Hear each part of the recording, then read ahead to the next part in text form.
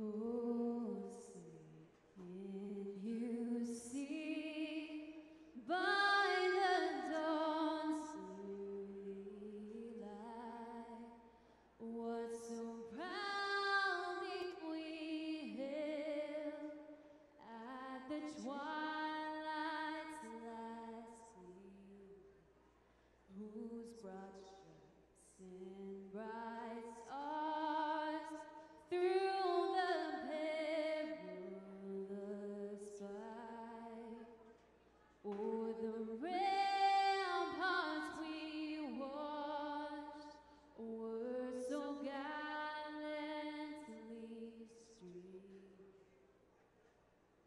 and the rocket's red glare, the bombs bursting in air, gave proof through the night that our flag was still there. Oh, say does that star-spangled banner yet wave? Oh, the land of the free and the home of the brave.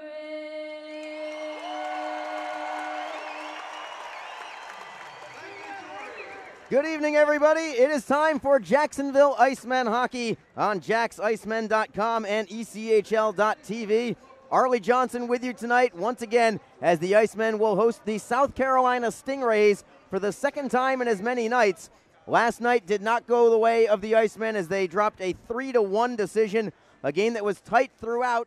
The Icemen trailed just by a goal for the entirety of the third period. Nearly had an equalizer midway through, if not for a remarkable save from Stingray goaltender Jeff Jakaitis. And it was not to be as South Carolina added a goal with just over a minute remaining to win last night's contest. So a chance to try and split the weekend here with the Stingrays tonight. In goal for the third time in as many nights for the Icemen. Not the first time he's done 3 games in 3 nights. It is number 57, Austin Lotz. His record now 18 wins, 17 losses, 1 overtime loss, 1 shootout loss. Goals against average 3.02, save percentage 89.2%. In goal for the Stingrays, number 1 in the entire ECHL in goals against average. It is Parker Milner. He's also 3rd in the league in save percentage. Milner, 26 wins, only 6 losses, 3 overtime losses this year. Goals against 1.85, as stingy as they get. Save percentage at 93%. The Stingrays, as a team, are the best defensive team in the ECHL as well. They've allowed by far the fewest goals in the entire league. South Carolina, in fact, has only allowed 141 total goals all season. Easily the best in the league. Your officials tonight, Liam Sewell is your referee. Christopher Williams and Logan Belgraf will be your linesmen. Also starting for the Icemen tonight, a newcomer is in the lineup. We'll get to him in a moment, but first on defense, Dejan Mingo along with Kyle Bigos. And up front, it will be Matt Ustaski at center. On the right wing, Tanner Eberly. And on the left side, it is going to be Colton Volasso, new to the team, just played in the Western Hockey League, major junior hockey for the Kootenay Ice this year. He's also spent time in Portland in the WHL. Volasso, 6 feet, 187 pounds. He'll be wearing the number 15 for Jacksonville. Volasso is player number 44 for the Icemen this season. As Coach Jason Christie has had to juggle his lineups quite a bit throughout the course of the inaugural season of the Icemen. Jacksonville trying to snap a 4-game losing streak while South Carolina is riding a 6-game winning streak. The Icemen with only 4 games left in the season, 3 of them here at home, and then the final one of the year, on the road at the Florida Everblades. Jacksonville trying to hold on to 5th place in the South Division. They're currently tied for 5th with the Norfolk Admirals. And we'll see if the Icemen can find a way to get a victory tonight, try and keep them in 5th place ahead of Norfolk. getting ready for the drop of the puck.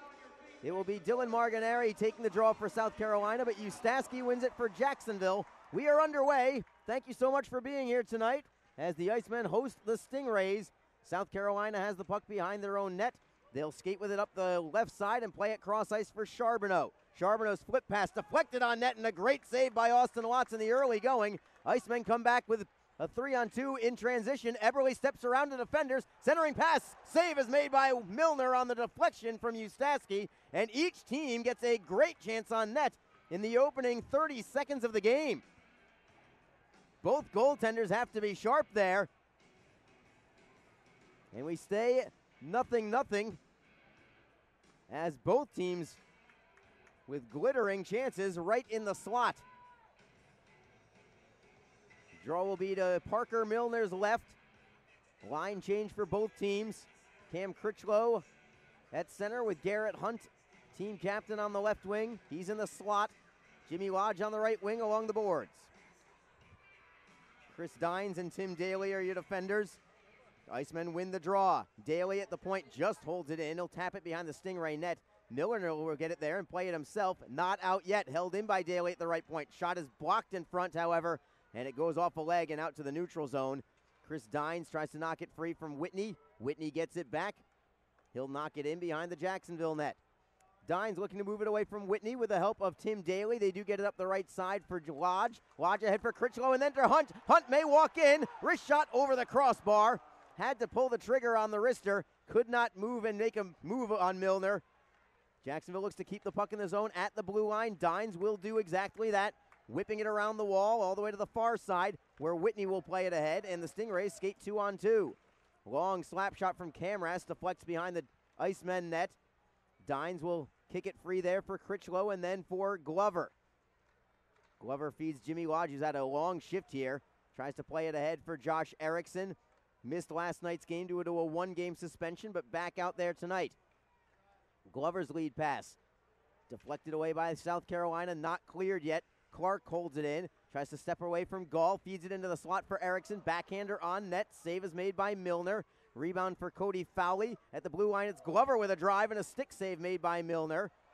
South Carolina clears it away. This is going to be a delay of game penalty against the Stingrays. Roberto tried to clear it out of the zone, but he missed everything. It went over the glass and out of play. Nick Roberto heads into the box. It's a power play for the Icemen in the opening minutes. The Icemen's lone goal last night was with the man advantage, but on paper it does not look good for Jacksonville, as the Icemen still 27th in the league on the power play, 9.6%. South Carolina's penalty kill still by far the best in the league at 90.1%. Jacksonville wins the faceoff. It's Mingo, left point to the right side for Dines. Dines feeds Lodge on the backhand, turns to his forehand and feeds it for Dines. Lodge gets it on the give and go. Dines once more, center point. Mingo with a one-timer. Pass was too hard for him to handle. He could not get a good shot on net. Dines does hold it in, however. Steps away from one defender. Wrister blocked in front by Geiger. Played into the slot where it's stolen and cleared by South Carolina. Watts will leave the puck for Dines behind the cage. Still plenty of time left on this power play. Line change for the Icemen as Dines flips it ahead for Cody Fowley. Fowley at the blue line. Offside is going to be called. Mingo is in ahead of the play. And the draw will come back into the neutral zone. 1:20 on the clock on this power play. Just 2.5 minutes gone by in a scoreless contest. Jacksonville, this is game 2 of a 4-game homestand, their final home games of the year. If you want to catch them again, I suggest you do it now. Come on by tonight, for that matter. We're just underway. Icemen win this draw. They get it into the zone. Daly tries to flip it back to McIntyre. Instead, it goes behind the net for Ustaski. He lets the puck go. Veloso on the power play here in his professional debut. Feeds it to Collier. In deep for Ustaski. Centering pass stolen. Cleared. So we'll see what the youngster can do. He's only 20 years old, Colton Veloso. We'll see what he can do after finishing up his major junior career. Back to play. It's Jacksonville in the zone. Pad save is made by Milner on the wrister from Ustaski. South Carolina does clear it out to center. Tim Daly spins away from one man, gets it right back over the blue line. Throws it in deep for McIntyre. Centering pass knocked away. Loose in front. Shot on net. Save is made. Rebound. Is it loose? It is going to be covered by Milner. What a right pad save on Colton Veloso, who had that chance for his first goal in what was just his second shift on the power play. Went low to the stick side, but Milner had just his right pad out there and nothing else. He got a good whack at it, but Milner just trapped it underneath the bottom of his pad and kept it out of the net. 31 seconds to go on the power play as Veloso could not lift it over the pad. And we stay 0-0. Jacksonville already with 5 shots on net in the early going. This has been a very effective power play. They were 1 for 5 with a man advantage yesterday. Dines at the point for Mingo. Wrist shot blocked. Comes to Jimmy Lodge. Lodge at the far side half wall. Goes cross ice, finds Dines. Dines to the blue line for Mingo. Looks to center it, looking for a shot pass to Lodge, but it didn't connect. Stingrays clear. And the Icemen perhaps will have one final rush, at least to get it into the zone. Just 9 seconds to go on the man advantage. Dines, long outlet pass. That goes by everybody. This is going to be called icing against Jacksonville. And that effectively eliminates this power play. 2 seconds remaining on it. And we'll come into the Icemen zone with this face-off. The Icemen played 2 men short last night. They have a full slate of players tonight. However, they have 1 too many forwards, 1 too few defensemen. So Brendan Collier will be playing defense tonight, not just on the power play, but throughout the contest. Just to give him a traditional 10 forward, 6 defenseman alignment. At least that's traditional at the ECHL level. They only have 18 skaters that can dress, 16 skaters plus 2 goaltenders. Icemen win the draw. We are at full strength. Critchlow gets it over the blue line. He may walk in. He goes to Lodge. Can't get the shot away. Another penalty coming on South Carolina, however. Holding is going to be the call as Lodge could not get that shot off. But the Icemen right back to the power play. It will be Brassard going into the box this time for the Stingrays as he held up Cam Critchlow. An argument could have been made even for a penalty shot there, but I don't think Critchlow had broken away yet freely and cleanly for a breakaway. So probably the right call made there. But the Icemen back to power play number 2 immediately. Stingrays win the faceoff. They cannot clear yet, but they get another crack at it. They turn and fire it out. 2 minutes for holding for J.C. Brassard for the Stingrays. The Icemen with it right in front of their own net. Collier shifts away from a couple of men. Dropping it back for Daly, who's forced deeper by Gall. Daly to the left for Ustaski. He'll chip it over the line, but Joey Leach is there to steal and immediately rifle it the length of the ice. Lotz will leave the puck for Collier. Circling the back of his net for Jacksonville. Through the neutral zone, 3-on-3 for the moment. Collier for Lodge, who steps around a defender. Drop pass for McIntyre, just stepping into the zone. For Daly in the slot, Rister. Save is made by Milner. Rebound cleared by Leach. Jacksonville couldn't get the rebound as Daly had some traffic in front. A good wrist shot away from 45 feet in the slot. As the Icemen continue to pile up the shots in the early going, but we stay 0-0. In this neutral zone, it's Eberle for Lodge, and then behind the net for Cody Fowley. Fowley slips it to the near side boards for Mingo. Behind the net, it's Lodge. Stolen ink, cleared just over the blue line. It goes to center ice for Chris Dines. 43 seconds to go on the power play for Jacksonville. Dines' pass deflected away, but Mingo gets it back. Feeds Eberle into the zone, tapping it into the corner. Tommy Hughes looks to clear. He's double teamed, and Jacksonville steals it away. Puck goes to the right point for Mingo. To the circle for Lodge, back for Mingo. Mingo goes to the left circle for Dines. Into the slot, centering feed for Fowley, redirected wide of the net. Mingo somehow keeps it in the zone, however. For Lodge, turns and fires, and it's deflected out of play. He wound up for the slap shot, and it took just a split second too long for him to uncork it as South Carolina deflects it out of the play off the protective netting. It was an excellent look by Mingo, however, not only to keep the play in the zone, but to find Lodge at the right circle. 14 seconds to go on this power play. It's been all Jacksonville so far. Of course, they've had 2 power plays to help them out. Draw will be to Parker Milner's left. Clark against Marginari. South Carolina wins it and clears it. It goes behind the Icemen net. Kyle Bigos there for Jacksonville. To the left wing for Everett Clark. Clark's over the blue line. Shot on net. Save made by Milner. And we've got Erickson going after Geiger. Clark is in there. Everett Clark had a very memorable fight last night, and I can imagine that South Carolina might want to exact a little revenge on him. He is ready for it, believe me. I got to talk to Everett before the game started, and he is pretty anxious for a potential round 2 from last night's extremely one-sided bout. We've got 13:49 to go in the first period. We stay at Jacksonville nothing, South Carolina nothing. You are listening to Jacksonville Icemen Hockey. Tonight's game is brought to you by the ECHL, celebrating its 30th season of affordable family entertainment. The ECHL would like to thank the following league sponsors: AMI Graphics, official signage provider; BFL Canada and Sutton Special Risk, sponsor of the 2018 ECHL Hall of Fame induction ceremony; the Migray Group, your source for game-worn jerseys; CCM Hockey, official on-ice equipment provider; Ephesus Lighting, the preferred lighting partner of the ECHL; Geico, official auto insurance of the ECHL; Sherwood Hockey, official puck provider; Sports Tape, official sports tape provider; Warrior, official performance sportswear provider; SweatX, the official laundry detergent and odor eliminator of the ECHL; and the Fairley Group, official commercial insurance provider of the ECHL. Catch all the live league action by logging on to ECHL.tv, and be sure to download the ECHL mobile app for Android and Apple handheld devices.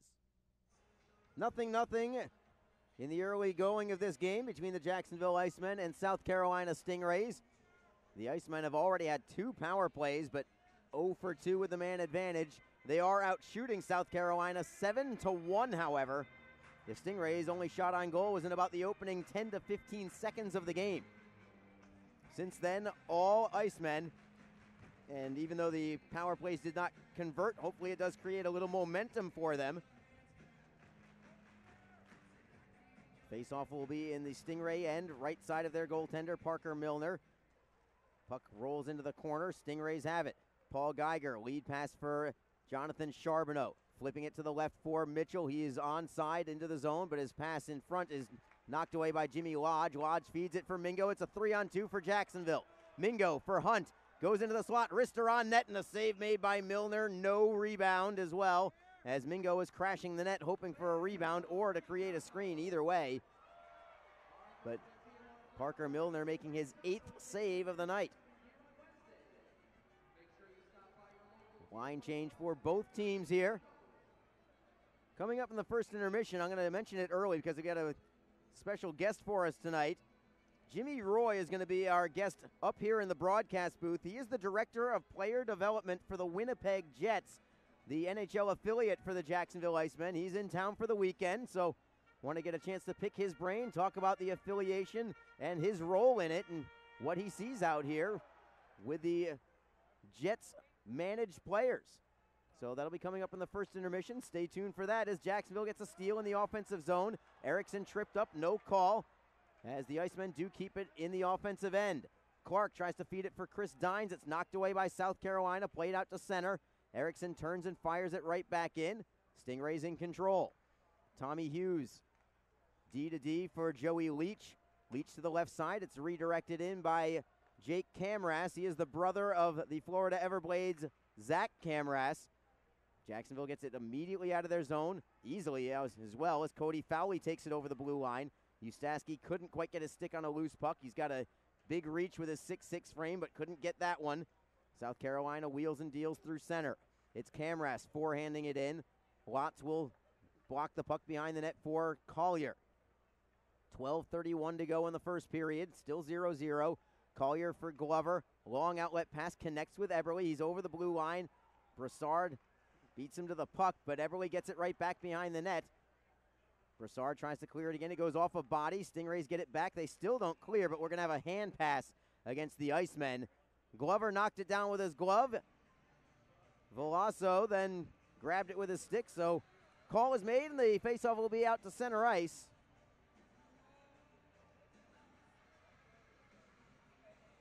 Jacksonville skating from my right to my left here in this first period. Ustaski, Eberle, and Veloso are the forwards,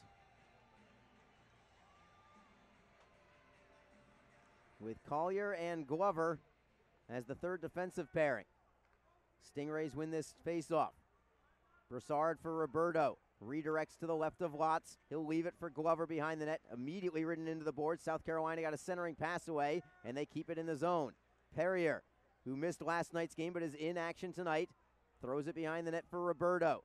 Nick Roberto at the right wing faceoff circle. Centering pass picked off there by Veloso. Good positioning there by the youngster. Veloso gets it over the blue line and then chases after it himself. Nick Roberto plays it off the end boards for South Carolina. Stingrays out to center ice. Cam Critchlow takes over there for Jacksonville. Plays it indirectly for Hunt. Nice look over the blue line, but he's all by himself. Wrist shot up high. Save is made by Milner. He had trouble with that one. Rebound for South Carolina. It's Geiger behind his net. Jimmy Lodge forechecking.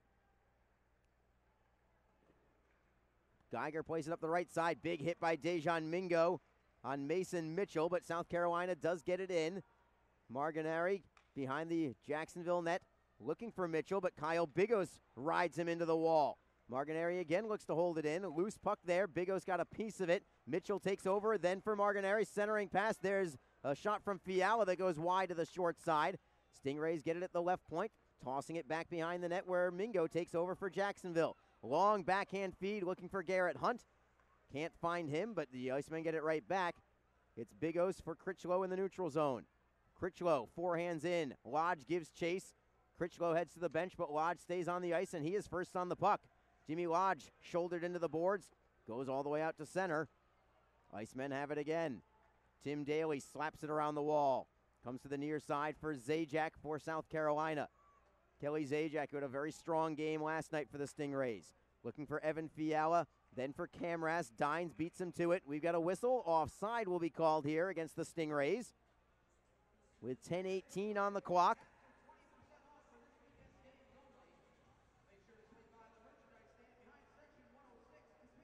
Clark, Erickson, and Fowley up front. Looking for a little more from Cody Fowley tonight. Like to see his name on the scoreboard this evening. Nothing is easy, however, against this South Carolina team, who allow goals at a remarkably low pace. Icemen have control. It is Fowley with it. Cross ice, tape to Clark. Clark, inside, outside move, back to the outside, pokes it in front. Score! Josh Erickson gets the goal on a brilliant individual effort by Everett Clark. Exactly halfway through the first period, it's 1-0 Icemen. Goal number 8 on the season for Josh Erickson, but give all the credit to number 17, Everett Clark, for that one. What a move from Clark. Working around his defender, Tommy Hughes, took him inside and back to the outside, slipped a soft centering feed. With one hand on the stick, he poked it to a wide open Erickson. Milner had no chance, and the Icemen are on the board first.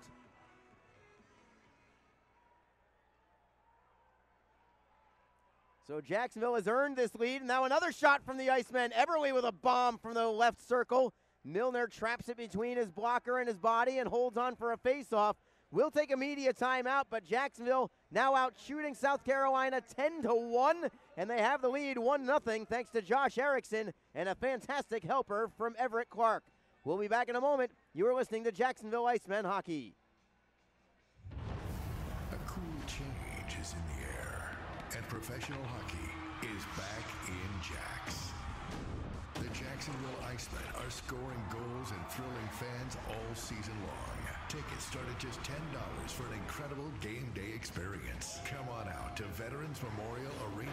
Feel the chill of winter and watch the puck drop. The legacy begins now. JacksIcemen.com. You ever wish there was a place that had great rates and all the financial services you need without all the fees and hassles? Dude, there is. Community First. Great rates, great mobile app, and free checking. You ever wish you got smaller ear gauges? Nope. New year, fresh start. Refinance your car loan and get up to $150 cash back. Learn more at communityfirstfl.org or stop by a branch near you. I look good. Love where you bank. 1-0 Icemen. They just scored just before we had this break. Jacksonville with an offensive zone draw. Wrist shot from Collier. Did not go on net. A ton of traffic in front. That seems to be a directive here from head coach Jason Christie. South Carolina looks to clear out of their end. Held in by Bobby McIntyre. He's double teamed. Stingrays finally get it loose, and they will skate out of the zone. 2-on-2 for the moment. They will forehand in to the right of Austin Lotz. Glover spilled on the play. Dangerous hit there from Patrick Gall as the Stingrays play it around the wall all the way to the blue line where Perrier holds it in. Perrier will try the opposite wing, now to the near side. Olsen behind the net for Nick Roberto. Roberto to the line for Perrier. Cross ice, it's Broussard. Wrister in a screen, deflects on net. Lotz makes a stick save. Rebound into the far side. South Carolina with another shot, well wide this time. Comes off the end boards for Tanner Eberle. Eberle can't clear yet, but the Icemen have plenty of time to grab this puck. South Carolina elects to take a line change. The Icemen quickly up ice and a redirection into the zone. Now it's Jacksonville changing on the fly. 8:45 to go in the first period. Icemen on top, 1-0 on Josh Erickson's 8th of the year from Everett Clark, and also an assist to Cody Fowley. We just talked about him being on the scoreboard, and that same shift, he is on the board with a secondary assist as the Icemen have it through center ice. Still looking very good in this game early on. Critchlow with a wrister. We're going to have an offside call. Wait, a penalty here. And then Garrett Hunt goes after Evan Fiala. There's going to be an initial penalty, I believe, on Jacksonville. And Garrett Hunt wanted a piece of Evan Fiala. Now it's Cam Critchlow who wants Fiala. Linesmen will separate, so gloves do not drop here. There were 2 fights last night. One of them involved Evan Fiala. He fought Matt Ustaski. It is a penalty against Dejan Mingo for the Icemen. So South Carolina heads to the power play. Interference against Mingo. So Jacksonville out shooting South Carolina 11-1. And you do not want this momentum to go away with the Stingrays having a power play here. South Carolina this year on the power play, 17.1%. Jacksonville's penalty kill, 83.3%.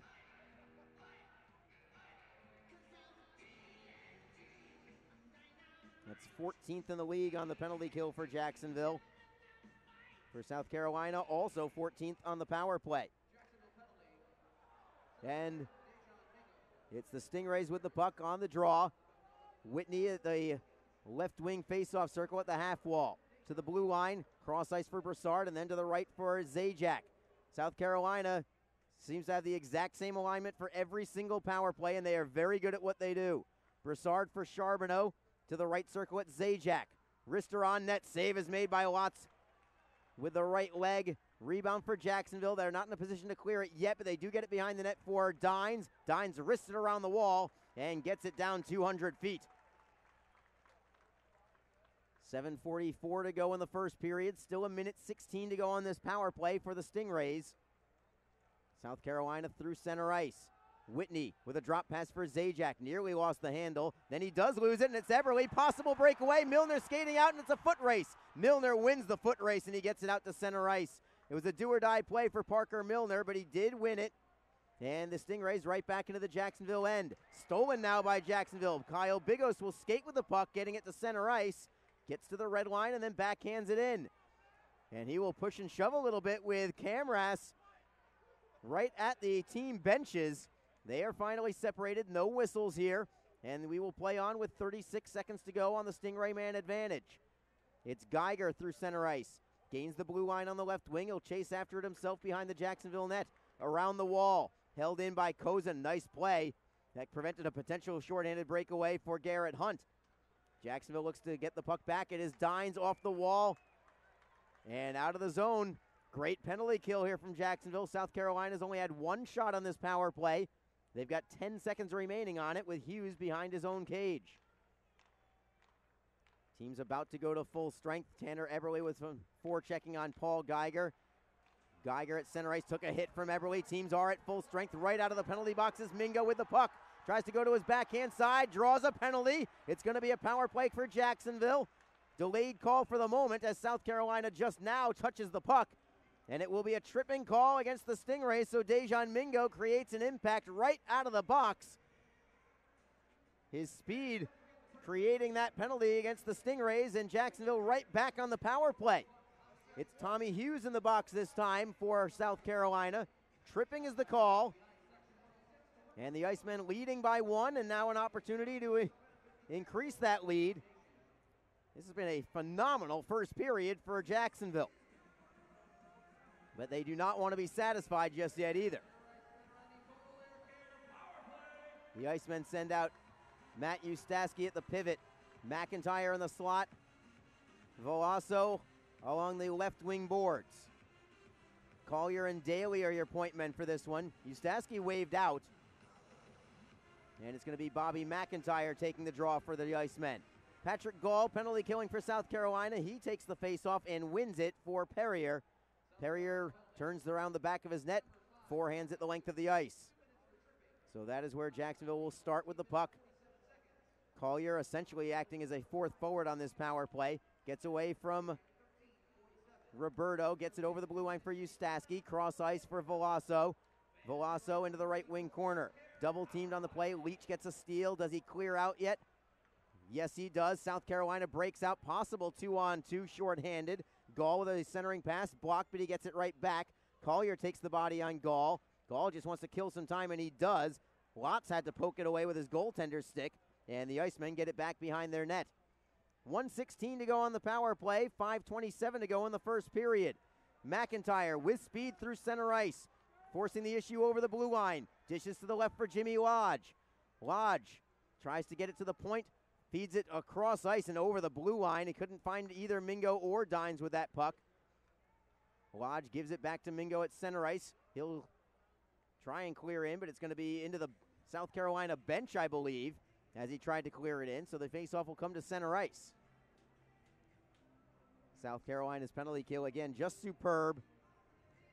90%. All year long it's been that way for the Stingrays on the penalty kill.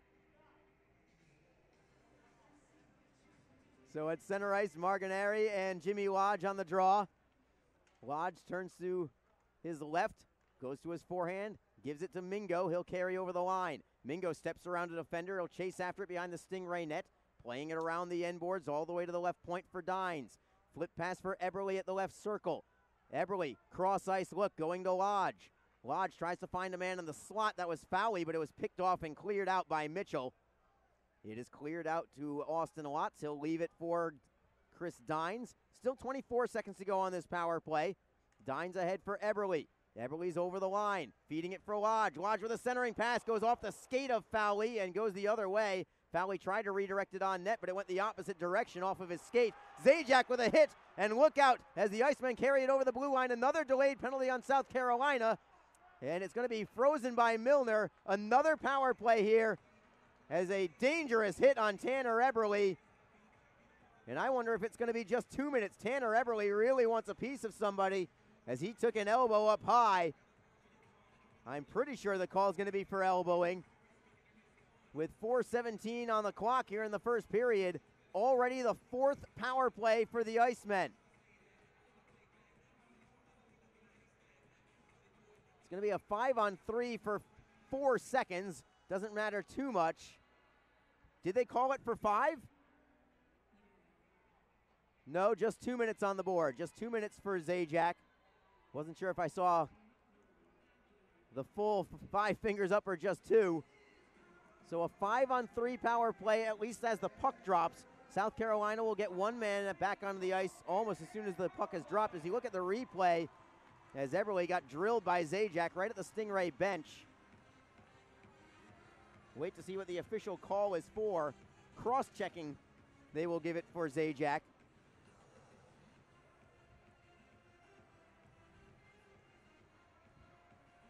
And a big opportunity here for Jacksonville. They've had many opportunities tonight. They do have the lead. Ironic that Jacksonville is about to go on power play number 4. Yet their only goal is at even strength. It seems like they've been playing more than half the period at a man advantage. Jacksonville does win the draw. McIntyre for Daly. One-timer. Save is made. Rebound Daly again. And his shot gets deflected wide. Stingrays get one man back onto the ice, and they do clear it out of the zone as well. Brendan Collier at his own blue line with Gall forechecking. Collier gives it for Tim Daly. What a great chance Tim Daly just had. The Icemen get it over the blue line, held in by Veloso. Veloso tries to kick it away. He does get it loose for Daly.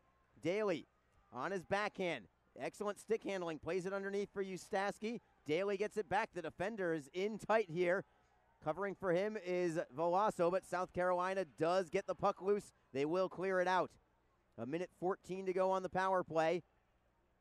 It is McIntyre with it for the Icemen. McIntyre flying over the blue line, stops at the top of the circle, drops it for Mingo. Great one-touch pass to Lodge. Centering feed looking for Eberle. He couldn't redirect it home. The Icemen do keep it in for the moment, but a steal here from South Carolina. Mitchell moves short-handed, tipped away by Mingo. It goes into the corner where Jacksonville gets it right back. It's McIntyre off the end boards for Dines. 45 seconds to go on this power play for the Icemen.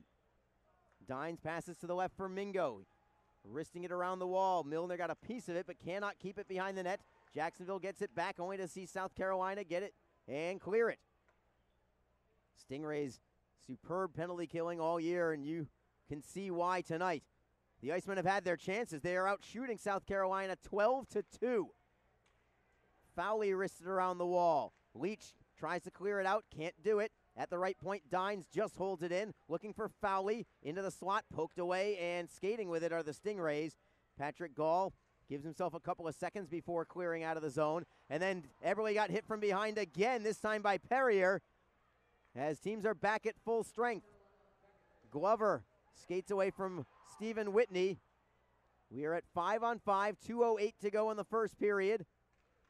A lead pass deflected into the zone. Erickson took a hit up high from Perrier.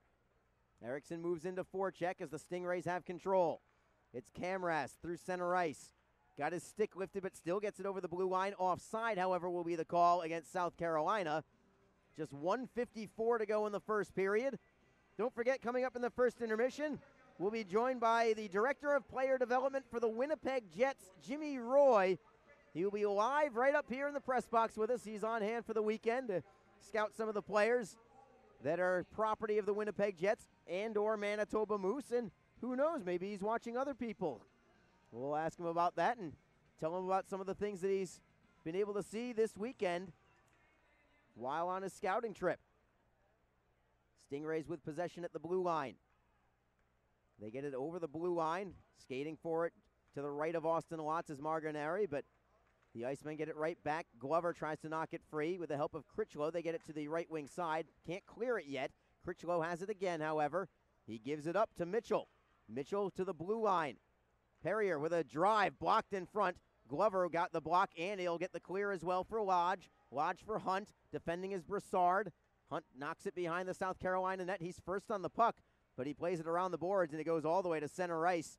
There wasn't anybody at the right point just yet. Jacksonville gets it right back, however. Over the line is Critchlow. Critchlow for Lodge. To his backhand side, lost the handle, gets it back. Pinned up along the far side glass. Lodge and Critchlow are both there. South Carolina has three men trying to pry it loose, and they do get it away and play it into the Icemen zone. Final minute of period number one. Jacksonville leads 1-0 on a Josh Erickson goal. Set up by Everett Clark. Jacksonville gets a steal, and it is Clark here over the blue line. On his backhand, looking for Erickson again. Goes behind the net, cannot get the centering pass away. Erickson plowed over Perrier. The two of them both go down. We've got a whistle coming. And what's this penalty going to be, or penalties? As Perrier and Erickson are still tied up.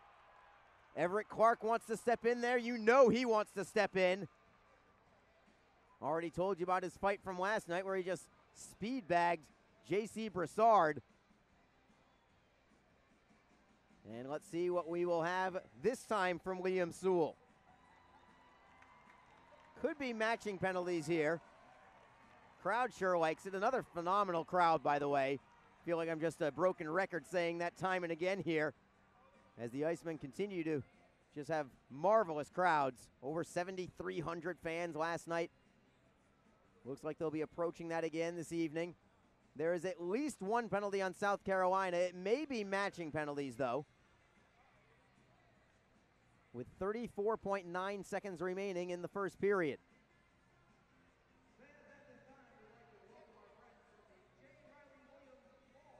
The only penalty box door open at the moment is South Carolina's. With 34.9 seconds remaining in the period, I'm curious whether anybody goes into the penalty box, and maybe they just elect to send them to the locker room.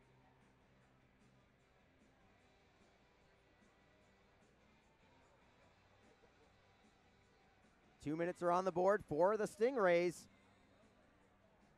It's Perrier, and maybe the only penalty. Nope, there's 2 minutes for Erickson. It will be matching minors. So teams will skate 4-on-4, a little extra open ice out there. Jacksonville has thrived in the 4-on-4 situation this season, in my opinion. They've got some speedy players out there. They like to use the space. Matt Ustaski, I would not describe as speedy necessarily at 6'6", but certainly plant him in front of the net and good things can happen there. He is at forward with Tanner Eberle. Daly and Mingo are your defensemen. Faceoff is in the neutral zone. Stingrays win it again. Final minute here of the first period. It's Geiger for South Carolina. Goes wing to wing, deflected by Daly. It's going to be an offside call. And then after the whistle, another hit from Martinari on Tanner Eberle. But order is quickly restored this time. And the faceoff will come outside the Icemen line with 23 seconds on the clock.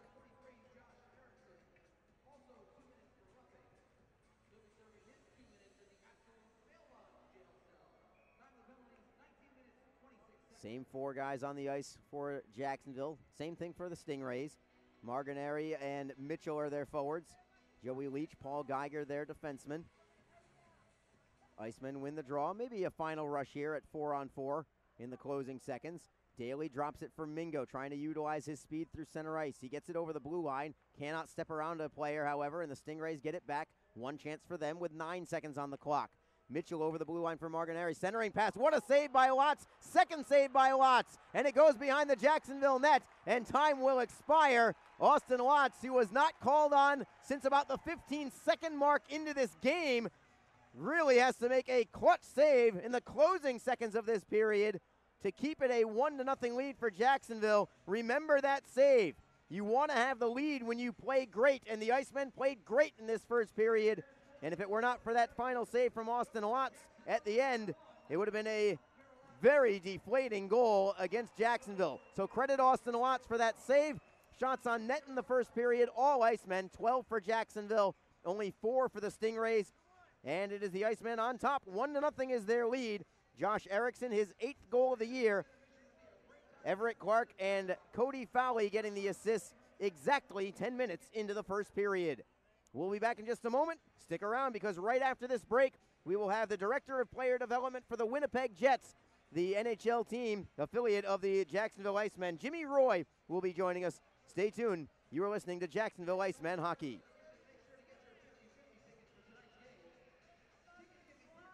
NHL players have amazing talent, and some of the very best developed right here in the ECHL. Beagles in, he scores!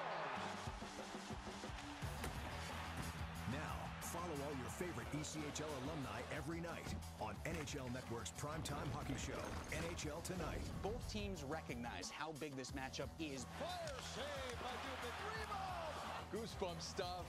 NHL Tonight, every night 6 Eastern on NHL Network. Tonight's game is brought to you by the ECHL, celebrating its 30th season of affordable family entertainment. The ECHL would like to thank the following league sponsors: AMI Graphics, official signage provider; BFL Canada; and Sutton Special Risk, sponsor of the 2018 ECHL Hall of Fame induction ceremony; the Migray Group, your source for game-worn jerseys; CCM Hockey, official on-ice equipment provider; Ephesus Lighting, the preferred lighting partner of the ECHL; Geico, official auto insurance of the ECHL; Sherwood Hockey, official puck provider; Sports Tape, official sports tape provider; Warrior, official performance sportswear provider; SweatX, the official laundry detergent and odor eliminator of the ECHL; and the Fairley Group, official commercial insurance provider of the ECHL. Catch all the live league action by logging on to ECHL.tv, and be sure to download the ECHL mobile app for Android and Apple handheld devices. A cool change is in the air, and professional hockey is back in Jacks. Icemen are scoring goals and thrilling fans all season long. Tickets start at just $10 for an incredible game day experience. Come on out to Veterans Memorial Arena. Feel the chill of winter and watch the puck drop. The legacy begins now. JacksIcemen.com. You ever wish there was a place that had great rates and all the financial services you need without all the fees and hassles? Dude, there is. Community First. Great rates, great mobile app, and free checking. You ever wish you got smaller ear gauges? Nope. New year, fresh start. Refinance your car loan and get up to $150 cash back. Learn more at communityfirstfl.org or stop by a branch near you. I look good. Love where you bang. If you feel that passion is just a start, if you think practice is never over, if you believe speed limits are just for highways, and Saturday mornings aren't made for cartoons, if you try, fail, learn, laugh, repeat, compete, respect, and unite, then you belong on our team. Join now at team.ccmhockey.com. Important questions about cancer don't just come to mind between 9 a.m. and 5 p.m. That's why, if you have questions, the American Cancer Society is here to help answer them 24 hours a day, 7 days a week at 1-800-227-2345 or at cancer.org. You'll find the most reliable, up-to-date cancer information available. Call 1-800-227-2345 or visit cancer.org to learn how your American Cancer Society can help you or someone you love. We are after one period of play. Arlie Johnson with you from the Jacksonville Veterans Memorial Arena. The Jacksonville Icemen with a 1-0 lead over the South Carolina Stingrays. Pleased to have Jimmy Roy, the Director of Player Development for the Winnipeg Jets, here in Jacksonville. First trip to Jayville, and Jimmy, it's a pleasure to have you here. Welcome. Thank you. Thank you very much. It's good to be here. I probably should have got here a little sooner in the year, but with scheduling and other travel and stuff, it's been difficult. Well, it's always a whirlwind. I can only imagine for your particular job because you can't stay stationary. You've got to move from player to player, from city to city. Yeah. Tell us about your job, what it entails, and how you have to navigate the country or beyond. Yeah, my job as player development is I try and look after myself and Mike Keane, who we works together with. He lives in Winnipeg, so he handles a lot more of the American League players. Myself, I spend a lot of time traveling around visiting our prospects who play in cities all over the world, countries and different places out east, northern Canada, southern U.S. now here in Jacksonville. So it involves a lot of travel. It involves spending time with kids, watching them play, evaluating their game, giving them a little bit of advice on things they need to work on the ice and off the ice, physically getting stronger. If it's on the ice, if it's quickness, explosive skating, puck management, anything that we see in their game that we can help them with, that's what we try and give them advice on. And at the ECHL level, there's a lot of guys that are looking for just that one extra thing. It seems like they always have at least one or maybe a couple of NHL caliber skills, but maybe there's a couple of skills that they need to try and improve on. Yeah. Talk to us about that jump to become a regular ECHL player or maybe an elite ECHL player to make them into a regular or an elite AHL player or beyond. It's definitely a process, and respecting the process is the first thing to understand for these players. You know, you dream of playing in the National Hockey League as a kid, and you know, you keep getting better and better and better, and you're playing with the best kids, and every time you move up a level, things get harder, or you know, you face some adversity. So going through those adversity things, and kids don't realize, even playing junior or you know, some pro leagues in Europe or college level, they don't realize the jump even to the ECHL. Yeah. These are good players. These are older players. When it becomes your job, when you get somewhere and you are fighting for your job, physically fighting on the ice, you know, maybe not fisticuffs every night, but it happens. But, you know, those battles and those compete levels and everything on the ice just go up another level as you get up. And respecting the process and understanding the things that you need to work on, that you hear from your coaches or you hear from players like myself and Mike Keane and Jason Christie, Mark Hardy, you know, Max here. All these guys, they're in it to help players, and that's all we are. It's, you know, as coaches or player development people, It's not about us anymore. It's about helping these kids, and I think that's one of the things that we get excited about is seeing kids have success. And when you see guys like Jason Christie, who I know you've known for a long time, and you've had a great relationship, not only personally, but from an affiliate standpoint. It seems like Coach has always gone with Winnipeg. You just have a great symbiotic kind of relationship, and I think it's great to understand for the players, guys like Elgin Pierce, who have just been called up, guys like Jamie Phillips, who is up in Manitoba, that being in the ECHL does not necessarily mean that you are forgotten. It means that you are still a highly sought-after prospect. You just need to be waiting for your time for the right time to come. What? Sometimes it's more than that. And one of the things that, through our relationship with Jason and the understanding of the league is sometimes players, they go to the American League and they only get 4, 5, 6, 7 minutes. And that's not good for your development. You need to play minutes, touch the puck, feel, making contact, getting up to pace, the speed of the game. Sometimes you don't get that when you play 4, 5, 6, 7 minutes in the American Hockey League, and understanding what your role is going to be and what you need to work on when you come down to this level. And that's where we have such a great relationship with Jason where, we talk, every couple of days we're always talking about players or talking about things, and that's what's good about this relationship that Craig Heisinger and the Winnipeg Jets have with Jason Christie. Finally, let's top it off with how the Winnipeg Jets are doing this year. I would definitely have to talk about them because they've had a remarkable season with a lot of goaltender issues as well, which is part of why Jamie Phillips has been called up with injuries and such. But what a sensational year it's been up in Manitoba this year. Yeah, they're doing very well. I think it stems from the culture that they've developed in Winnipeg. From ownership to management to coaching staff to players, that culture, that work ethic, they're playing very well, and they're a very fun team to watch.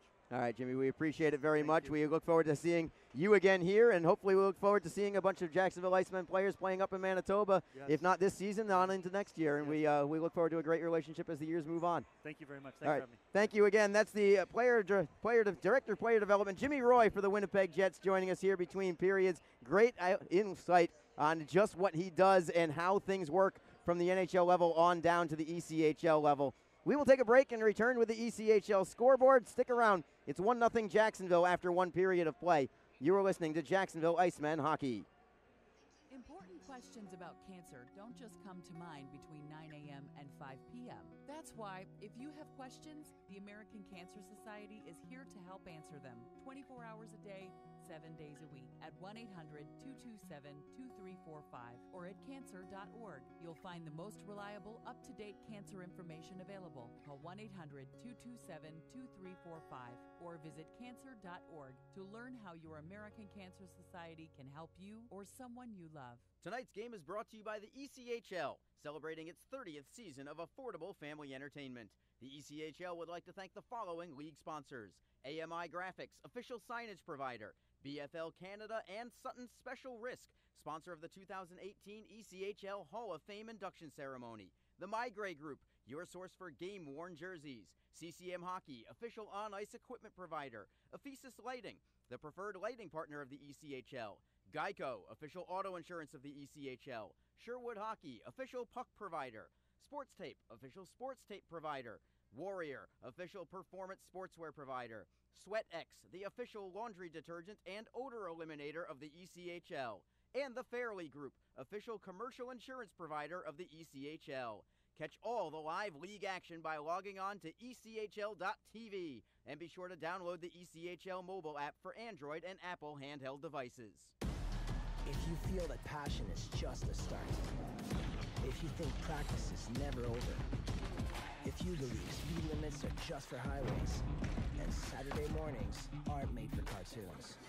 If you try, fail, learn, laugh, repeat, compete, respect, and unite, then you belong on our team. Join now at team.ccmhockey.com. You ever wish there was a place that had great rates and all the financial services you need without all the fees and hassles? Dude, there is. Community First. Great rates, great mobile app, and free checking. You ever wish you got smaller ear gauges? Nope. New year, fresh start. Refinance your car loan and get up to $150 cash back. Learn more at communityfirstfl.org or stop by a branch near you. I look good. love where you bank.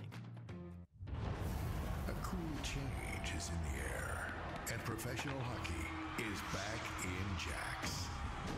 The Jacksonville Icemen are scoring goals and thrilling fans all season long. Tickets start at just $10 for an incredible game day experience. Come on out to Veterans Memorial Arena, feel the chill of winter, and watch the puck drop. The legacy begins now. JacksIcemen.com. NHL players have amazing talent, and some of the very best developed right here in the ECHL. Beagles in, he scores. Now, follow all your favorite ECHL alumni every night on NHL Network's primetime hockey show, NHL Tonight. Both teams recognize how big this matchup is. Fire save by Dubin. Rebound. Goosebump stuff. NHL Tonight, every night 6 Eastern on NHL Network. We're back at the Jacksonville Veterans Memorial Arena. Arlie Johnson with you on JacksIcemen.com and ECHL.tv. The Icemen with a 1-0 lead over South Carolina. Let's go to the ECHL scoreboard. We'll keep it in the South Division first. The Norfolk Admirals, the team that is tied for 5th in the standings with Jacksonville. They're also tied in their game tonight. 0-0 still between the Admirals and Kalamazoo Wings. There's only 5 minutes to go in the second period of that one, so that one started a little before this one. From Estero, Florida, the Florida Everblades continue to pile win after win after win. They've won 5 in a row, looking for 6 straight, and it looks like they're going to get there. 3-0 lead over the Atlanta Gladiators. That appears destined to be a first-round playoff matchup as well between Florida and Atlanta. Finally, from Orlando, the Solar Bears hosting the Greenville Swamp Rabbits, and it is 2-0 Solar Bears with 7 minutes to go in the second period of that contest. Greenville still in last place in the South Division. They are 3 points behind the Icemen in the standings. Other scores around the league, the Adirondack Thunder with a 6-2 advantage over the Reading Royals. That's late in the second period. The Wheeling Nailers have a 2-1 lead at home over the Manchester Monarchs, also late in the second. The Worcester Railers looking for a playoff push. 3-0 is their lead over the Brampton Beast with 7 minutes to go in the second period. And that is what we have around the league at this point in time. We'll take another quick break and come back in a couple of minutes, getting ready for period number 2. The Icemen are on top 1-0 after 1. You're listening to Jacksonville Icemen Hockey. NHL players have amazing talent, and some of the very best developed right here in the ECHL. Beagles in, he scores. Now, follow all your favorite ECHL alumni every night on NHL Network's primetime hockey show, NHL Tonight. Both teams recognize how big this matchup is. Fire save by Dubin. Rebound. Goosebump stuff.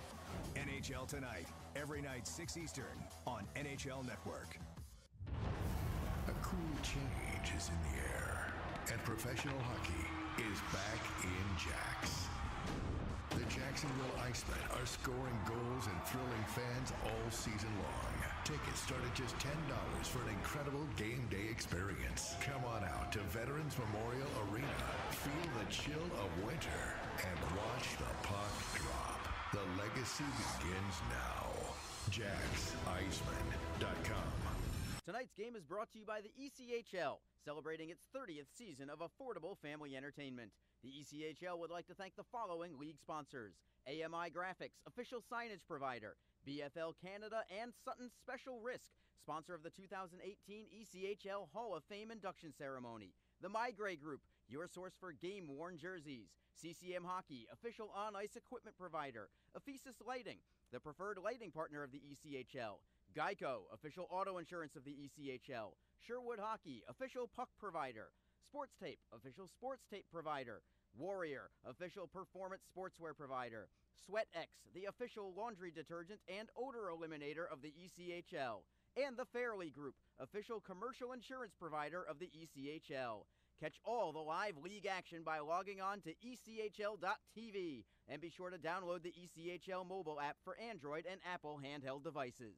You ever wish there was a place that had great rates and all the financial services you need without all the fees and hassles? Dude, there is. Community First. Great rates, great mobile app, and free checking. You ever wish you got smaller ear gauges? Nope. New year, fresh start. Refinance your car loan and get up to $150 cash back. Learn more at communityfirstfl.org or stop by a branch near you. I look good. Love where you bank. If you feel that passion is just a start, if you think practice is never over, if you believe speed limits are just for highways, and Saturday mornings aren't made for cartoons. If you try, fail, learn, laugh, repeat, compete, respect, and unite, then you belong on our team. Join now at team.ccmhockey.com. Important questions about cancer don't just come to mind between 9 a.m. and 5 p.m. That's why, if you have questions, the American Cancer Society is here to help answer them 24 hours a day, 7 days a week at 1-800-227-2345 or at cancer.org. You'll find the most reliable, up-to-date cancer information available. Call 1-800-227-2345 or visit cancer.org to learn how your American Cancer Society can help you or someone you love. We are just about ready for the start of the second period. Arlie Johnson with you on JacksIcemen.com and ECHL.tv. Don't forget, still some great events here for the Icemen this weekend. This current weekend, Youth Sports Weekend, an opportunity for some of the young athletes out there to get a shot on goal on the ice after the game tonight. Also a great donation given for the women victims of domestic abuse, Movers for Moms Night, courtesy of Two Men in a Truck. As we resume live play here, second period underway. The Icemen on top by 1. South Carolina skates it into the Icemen zone. We start 4-on-4 on the ice, and Jacksonville gets a steal out to center ice. Chris Dine skates with it. Defending is Whitney. A drive from Ustaski goes well wide, and it ends up out of play. And it looks like one of the linesmen got a knock to the shoulder. That's Logan Belgraf, who took one to the left shoulder there.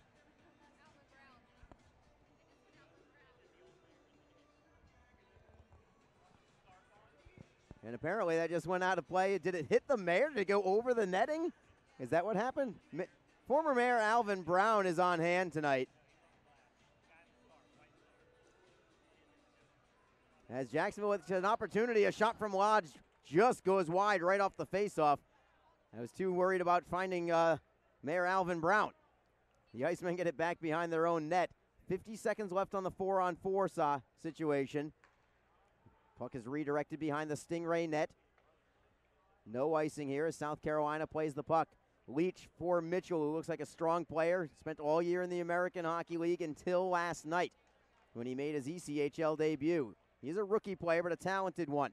Stingrays still in the zone. Fiala with a drop pass for Marganari at the point. Wrist shot goes wide. Mitchell couldn't get a stick on it. Jimmy Lodge knocks it behind his own net for himself, as it turns out. Feeding it for Mingo. Mingo still behind his own net. Forechecking is Jonathan Charbonneau, but he curls away on that as Mingo plays it to the neutral zone for Lodge. Lodge gives it up to Charbonneau, knocked it out of midair to keep it in the zone. Charbonneau to the blue line for Fiala. Fiala wristing it, going wide, trying to bank it off of Lotz was Gall, but Lotz was there to freeze the puck and get the face-off. As the whistle blows, each team gets a man back on the ice, so we are back at 5-on-5. And the draw will come to the right side of Austin Lotz. There he is. Mayor Alvin Brown on hand there. Former mayor, but you can still call him Mayor Brown, of course.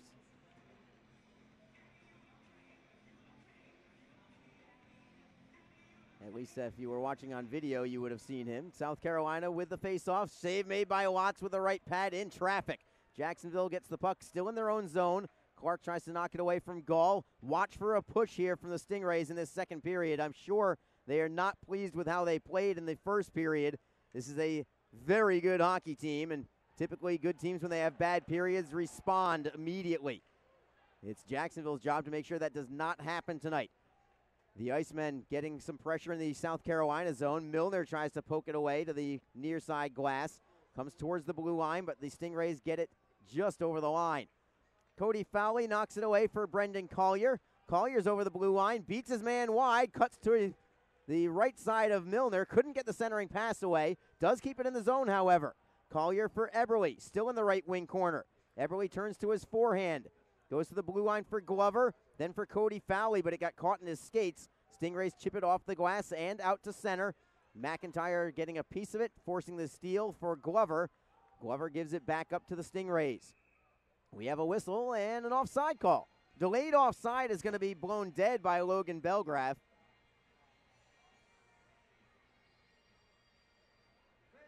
So the draw will come into the neutral zone. 17:23 to go in period number 2.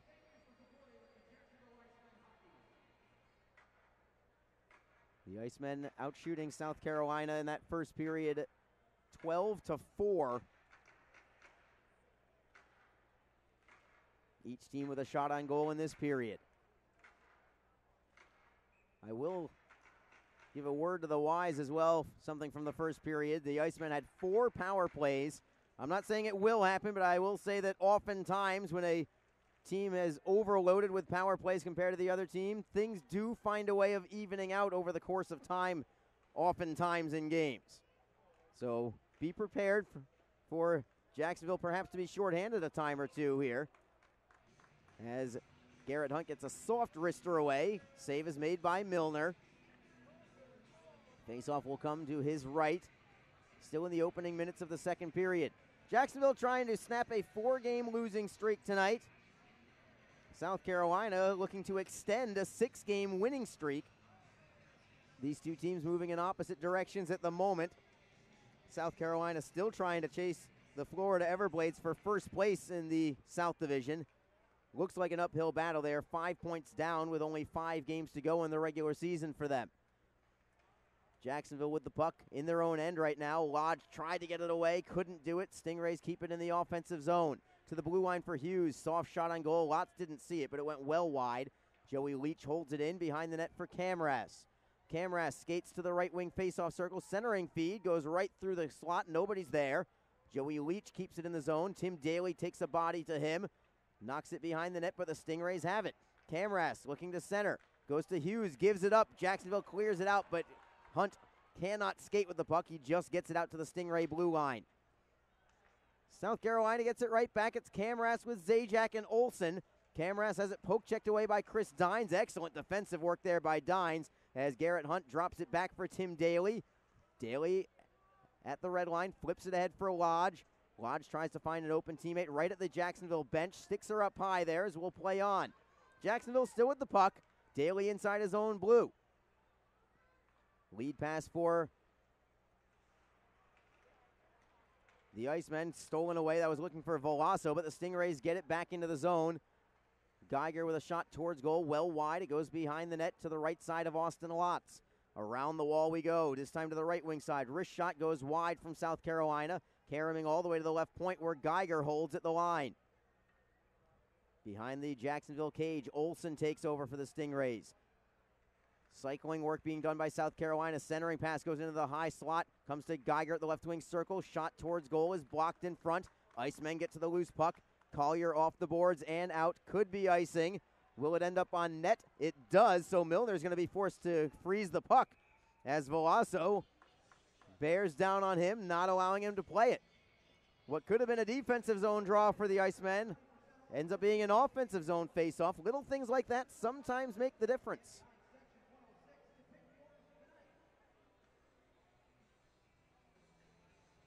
Line change for Jacksonville. The forward line out there right now has contributed all 3 points to the game. Erickson with the goal. He's in the slot. Everett Clark and Cody Fowley with the assists. They are also up front. South Carolina wins the draw. They do not clear yet. Held in by Bigos for Clark and then for Fowley. Fowley in the right wing corner. Spins away from Broussard. Fowley takes it behind the net, moving to his backhand side. Still along the right wing corner. Spinning away from Broussard and then behind the net. Tries for the wraparound. Put it right into the crease. What an excellent individual effort there from Cody Fowley, but he couldn't put the puck on frame. The Icemen get it back, but it's inside their own blue line now. Erickson through the neutral zone. Wristing it around the boards. Milner lets it go around. Clark holds it in for Bigos. Loose puck cleared away by the Stingrays. Glover wrists it right back in. Line change on the fly for the Icemen. 14:28 to go in period number 2. Jacksonville leads 1-0. Stingrays through center ice. It's Perrier over the blue line, onside. Wrist shot blocked to the opposite wing. Hunt takes the body on Marganari. Centering feed, stolen and cleared out by Dines for Jacksonville. Comes to the red line for the Stingrays. Hughes wrists it around the wall behind the net of Austin Lotz. Puck bounces high into the air. Who's going to track it down? Finally comes behind the Iceman net for Dejan Mingo. He is double teamed, but he gets it away. Not able to clear it, however. Shot deflects towards goal, but it is wide. Stingrays keep it in to the line for Hughes. Another wrist shot, and Lotz got a piece of it that time with the blocker. Icemen can't clear yet. Leach holds it in this time for Stephen Whitney at the left wing wall. Behind the net for Camras, but Mingo beats him to the puck. Excellent speed there from Dejan Mingo. Critchlow still can't clear. Some pressure here from the Stingrays. Leach plays it around the wall for Zajac. Zajac at the right wing circle. To the blue line for Leach. Cross ice for Hughes. Shot deflects out of play. We'll have a face-off in the Jacksonville zone. We will take a stoppage in play and take a break. 13:23 to go in period number 2. It remains Jacksonville 1, South Carolina nothing. You are listening to Jacksonville Icemen Hockey. NHL players have amazing talent, and some of the very best developed right here in the ECHL. Beagles in, he scores. Now, follow all your favorite ECHL alumni every night on NHL Network's primetime hockey show, NHL Tonight. Both teams recognize how big this matchup is. Fire save by Dubin. Rebound. Goosebump stuff. NHL Tonight, every night 6 Eastern on NHL Network. If you feel that passion is just a start, if you think practice is never over, if you believe speed limits are just for highways, and Saturday mornings aren't made for cartoons, if you try, fail, learn, laugh, repeat, compete, respect, and unite, then you belong on our team. Join now at team.ccmhockey.com. Faceoff will be in Icemen territory. It'll be to the left of Austin Lotz. He's standing at the top of his crease. Ustaski against Gall on this faceoff. Late lineup change here for Jacksonville as Colton Volasso comes onto the ice late. Sent out there by Jason Christie. Of course, assistant coaches Mark Hardy and Max Markowitz. Puck is down. Stingrays win it. They'll get it to the left wing corner for Geiger, who pinches in from the blue line. Around the boards to the opposite wing. Olsen fighting for it there for the South Carolina Stingrays. That's Trevor Olsen, but he gives it up. Cleared out of the zone by Eberle. Gets it over the blue line. Geiger beats a man to the puck. Penalty coming on Jacksonville. It's a delayed call. South Carolina flips it high into the air and out of play. Is that going to be a delay of game?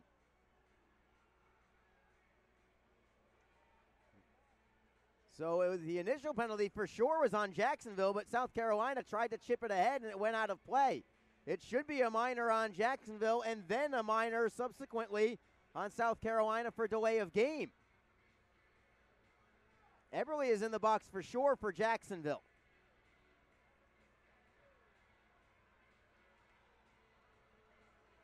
Garrett Hunt is wondering why no penalty. Liam Sewell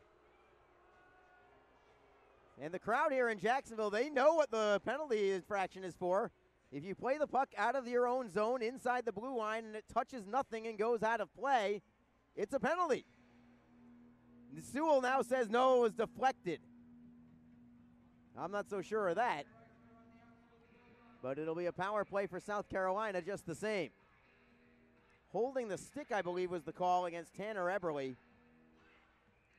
So power play number 2 for South Carolina. Critchlow against Camras on this faceoff. South Carolina with a totally different lineup this weekend than they have most of the season. A lot of new players for them, but they are talented. Jacksonville wins the faceoff, but they do not clear. Stingrays have 3 what I would call new guys to the roster on this power play alone. One of them has the puck. It's Jonathan Charbonneau. Or Broussard, rather. He's also a new one. Zajac with a shot on net. Save is made by Lotz with the right pad. It was a tester. May have even been deflected. Icemen cannot clear yet. It's Kelly Zajac at the top of the right circle controlling. Still holding there is Zajac. To the blue line for Broussard. Wrister deflected wide. Daly will be first on the puck, trying to backhand it away from Zajac. Can't do it yet. Zajac gives it up to Critchlow. Critchlow taps it away. Getting it loose for Dines. Rolls to Lotz. He will take a face-off. Good defense there from Jacksonville on a team aspect. A little pushing and shoving after the whistle as well between Stephen Whitney and Garrett Hunt. Whitney arguing with Sewell about something, apparently, that Hunt did. He's not going to win that argument. 1:15 to go on the power play.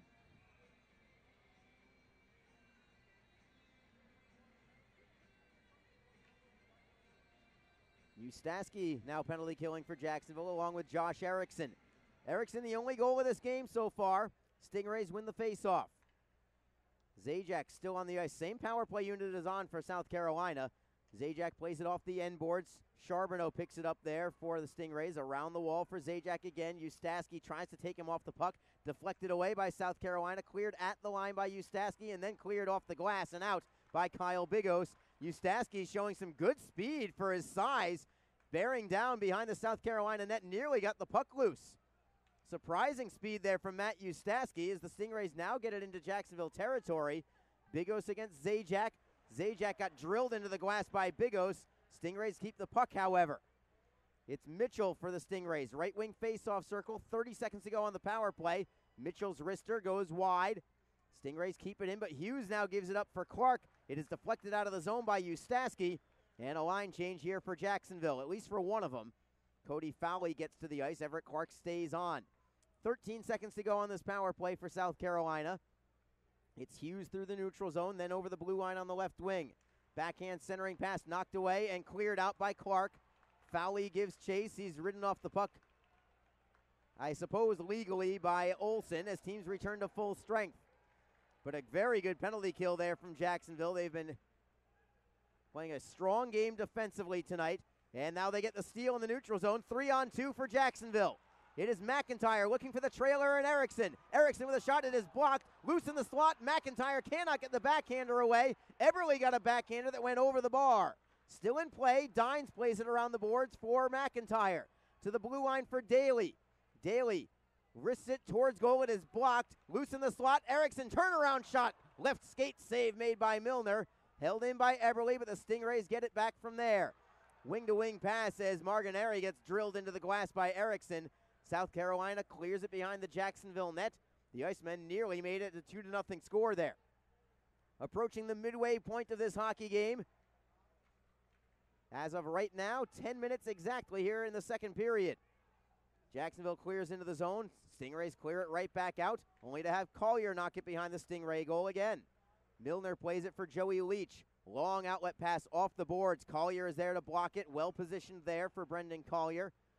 Puck goes high into the air at the Jacksonville line. Poked away by the Icemen. It rolls to Austin Lotz, who will play it for Collier. Collier chips it off the glass safely out to the red line. Stingrays have it there. Gall clears in. Got spilled on the play as Collier takes over for the Icemen. Just to the left of his goaltender, playing it off the boards for Garrett Hunt. Good tape-to-tape pass to Lodge. He's over the blue line. Wrist shot deflects over the glass and off the protective netting. We will have a stoppage in play. We'll take a break. 9:19 to go in the second period. It is still Jacksonville 1, South Carolina nothing. You are listening to Jacksonville Icemen Hockey. A cool change is in the air, and professional hockey is back in Jax. The Jacksonville Icemen are scoring goals and thrilling fans all season long. Tickets start at just $10 for an incredible game day experience. Come on out to Veterans Memorial Arena. Feel the chill of winter and watch the puck drop. The legacy begins now. JacksIcemen.com. You ever wish there was a place that had great rates and all the financial services you need without all the fees and hassles? Dude, there is. Community First. Great rates, great mobile app, and free checking. You ever wish you got smaller ear gauges? Nope. New year, fresh start. Refinance your car loan and get up to $150 cash back. Learn more at communityfirstfl.org or stop by a branch near you. I look good. love where you bank. Jacksonville still leading 1-0. A first period from goal from Josh Erickson is the difference. Jacksonville's only 1-0 game of the entire season was a 1-0 home victory over South Carolina with a first period goal. Garrett Hunt had that one a couple months ago. Austin Watts was the story of that game. That might have been the goaltending performance of the year. That was a game in which the Icemen put up a grand total of 10 total shots on goal, but got the win thanks to Austin Watts' 27-save shutout performance that night. The Icemen 2-6-0-1 against South Carolina this year, but they've been very good against them at home. 2-2-1 at home against South Carolina. We resume play. Stingrays have the puck behind their own net. Just past the midway point of this game, it is Brassard for South Carolina. Waits for Jimmy Lodge to skate by on his forecheck. He'll lead the puck for Zajac. Couldn't handle the pass. Loose in the neutral zone. Icemen have it. Garrett Hunt drops it back for Dines. Good outlet pass to Lodge, but he couldn't redirect it into the zone. Stingrays have possession with Jack Camras. Camras dropping it back for Perrier. Marcus Perrier to the left wing for Camras. Deflects in behind the Jacksonville cage. Lotz will play it himself around the board. Stingrays block it. Stephen Whitney ridden into the glass by Critchlow. Stick comes free. I believe it is Critchlow's stick that came loose. Stingrays look for a centering pass. Knocked into the corner. Penalty coming. This will be on Jacksonville. Another power play for the Stingrays. Holding is the call this time. I mentioned it very early on in the second period that when you have a large amount of power plays in your favor in one period, oftentimes you find a way to even up. And we are seeing that right now. Stingrays getting back-to-back power plays here in the second period as Tim Daly goes into the box. 2 minutes for holding. Stingrays, as great a team as they are, and they are an elite team defensively and goaltending-wise. Offensively, though, different story. They are inconsistent at times. They struggle getting goals sometimes. They are talented, to be sure. They've also got a few injuries that are hurting them. Their captain, Joe Devon, is out. Taylor Camarado is a very flashy player, is also out of the lineup, among others. But they do struggle on offense at times. So the Icemen shorthanded right now, looking to kill another penalty, and they do get it out of the zone. Tanner Eberle playing it out to center ice. Paul Geiger for South Carolina. Passes to the right for Kozin. Tad Kozin into the zone onside. At the top of the right circle, a wrist shot blocked in front, loose, and a save made by Austin Watts. Poked to the far side wall. Kyle Bigos tries to knock it away, but he cannot clear. Shot by Geiger is blocked in front, and it goes to Ustaski, who will rip it off the glass and out. Watts made one save there, and then Ustaski did the rest. 1:12 to go on the power play for the Stingrays. It's J.C. Brassard for South Carolina. He's playing just his 8th game as a pro. Passes to the right wing side for Whitney. Cannot gain the zone yet. It would have been offside. Camras now gets it over the blue line. He had to wait for a teammate to clear the zone first. Everett Clark tries to play it behind his own net for a teammate, but the only person there was Jake Camras. Camras sets up for the Stingrays. To the blue line for Brassard. Left circle at Charbonneau. Charbonneau curls to his forehand side, feeds it to Brassard at the left point. Cross ice for Zajac. Defending on him is Cody Fowley. Zajac to the right point for Brassard. 32 seconds to go on the power play. Charbonneau cannot handle a hot pass. Comes loose for Chris Dines. Dines taps it free for Clark. Clark clears it to center ice. Brassard getting it right back with the help of Zajac. They're into the zone again.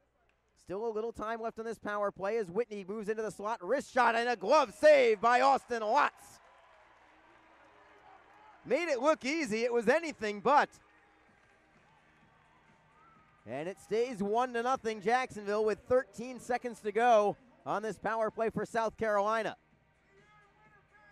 Stephen Whitney with a nifty move to find an opening in the high slot. But Watts saw it all the way. Was able to reach out with the leather. Grab it with the catching glove. I'm not sure if he saw it all the way, to be honest. If he did, it was a remarkable job because there was a South Carolina player flashing right in front of him to create a screen. Important face-off here. If Jacksonville can win the draw and clear it, that should effectively end this power play. They do win this face-off as well. Garrett Hunt feeds it for Mingo. Mingo cannot clear the zone, however. Goes to the blue line for Hughes. Cross ice pass deflected away. Out of the penalty box comes Tim Daly, but he couldn't quite get to the loose puck. Stingrays beat him to it by a stride. But we are back at full strength. 5-on-5, so South Carolina now 0 for 3 on the power play as the Stingrays have possession at their own blue line. Joey Leach to center ice before forehanding in. Lotz blocks it behind the net, feeds it for Mingo, slaps it off the wall. Safely out to center. Jacksonville looks for a steal. They've got it. 2-on-1. Eustaski with Hunt. Eustaski scores! What a snipe from Matt Eustaski! And it's 2-0 Icemen with 5:55 on the clock in the second period. Eustaski had very little time to make a decision whether to shoot or pass.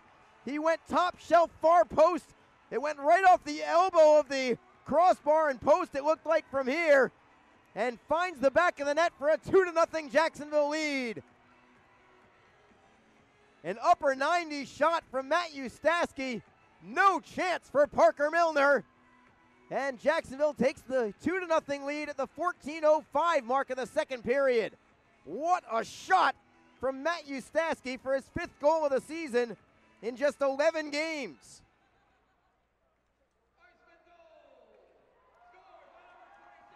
Jacksonville right back in the zone. It's Eberle this time on his backhand. Takes it behind the Stingray net. Looking for Volaso. Stingrays get it behind the net. Forechecking, however, is Eberle trying to kick it loose for Eustaski. Comes to the near side glass. Eustaski to the blue line for Glover. Into the corner, it's Volaso. Knocked away by Fiala, and the Stingrays have it now. Geiger does clear it out to center ice, but the Icemen have it from there. Glover for Volaso. Tries to flip it ahead, finds Eberle onside. Eberle goes between the legs to get it to himself. Looks for a trailer, goes cross ice for Collier. Collier throws it off the glass behind the net, and it comes all the way out to center ice. At the next stoppage, we'll tell you who got the assist, but another 2-on-1 for Jacksonville. Volaso, centering pass was blocked. Well read there by Fiala as Volaso tried to center. Volaso gets another centering pass away, but it's tipped away by Geiger and cleared out. The Icemen had a pair of 2-on-1s there with Volaso carrying the puck each time. Tried to pass it both times. It was blocked both times. So it stays 2-0 Jacksonville. That would have brought the house down if the Icemen could have gotten a pair of goals. Stingrays clear in to the right side of Jacksonville goaltender Austin Lotz. Slick play there from Josh Erickson to tap it away for a teammate, and Chris Dines clears it out. Stingrays bring it back in, but Dines has plenty of time and space behind his own net this time. Dines plays to the right wing for Cody Fowley. He's got Erickson with him over the blue line. Tapped away. Delayed offside here as Clark takes a bump from Camras. Still a delayed offside. The Icemen just now clearing the zone as the Stingrays have it behind their own net. 3:57 to go in the second period. It is Jacksonville 2, South Carolina nothing. Stingrays still with possession. Brassard off the boards behind the Jacksonville net. No icing here. Watts nearly lost the handle behind the net. Was a little shaky with it. Stingrays trying to get it to the right of Austin Watts. Now Marganari pulls it away for South Carolina. Tries to center, flips it behind the net. Mitchell with a shot goes wide. Charbonneau tries to bank it off of Watts. Where's the puck? It ends up in the far side corner for Dejan Mingo. Mingo for Critchlow, then to Lodge. Lodge for Mingo, flipping it up the right side and out to center ice. Jacksonville looks for another steal as they're starting to play a little more physical too. Stingrays clear it into the zone. Marganari plays it around the boards. Hunt takes the body on Hughes as the Stingrays get a shot blocked in front. Hunt pokes it away, gets it out to center ice, and keeps possession as well. Great play by Garrett Hunt over the blue line for Jimmy Lodge. Critchlow takes the body. Hunt keeps it in momentarily, but the Stingrays block it and get a 3-on-2 the other way. Marganari with a centering pass for Charbonneau. Couldn't handle the pass. Gets it to the blue line, however. Fiala with a wrister. Blocker save is made by Lotz. Rebound for Geiger. Centering pass deflects up high. 2-on-2 for the Icemen. They are on the puck. Eberle for Lodge. Lodge over the blue line, looking for Eberle again. Behind the Stingray net, Eberle takes the body. He and Fiala go crashing into the glass. They're still tied up well behind the play. They finally pry apart from each other as the Icemen get it at center ice. Stingrays try to clear into the zone. Collier poke checks it away. Gets it loose for McIntyre right at the Stingray bench. McIntyre plays it cross ice for Glover.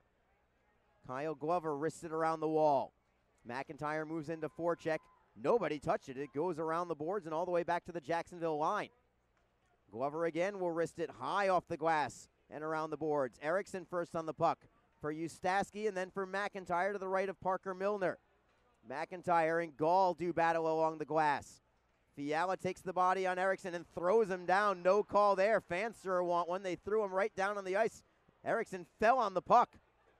And they're going to finally take a whistle. And now Fiala goes after McIntyre. Gloves go flying. And Everett Clark wants a piece of Evan Fiala. Fiala never did drop the gloves. Everett Clark sure wanted to. He told me before the game he wanted somebody a little bigger tonight. And he's trying to go after the 6'4" Evan Fiala.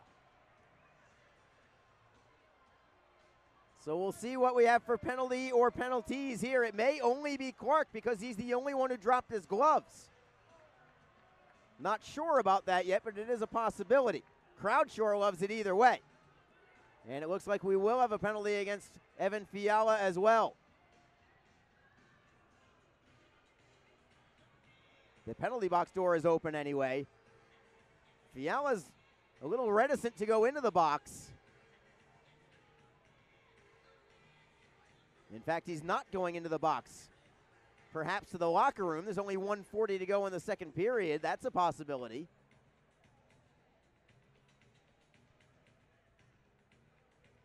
That's what's going to happen. Evan Fiala heads to the locker room for the Stingrays instead. Nothing on the scoreboard yet in terms of what the penalties will be.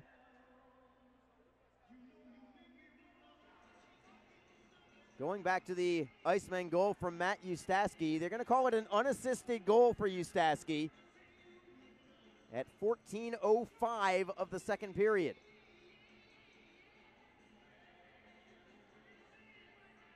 And the Icemen playing a very strong game against an exceptional South Carolina team. Looks like McIntyre is going to head to the locker room as well. Bobby McIntyre, not necessarily known for his physical play, 40 penalty minutes on the season for him.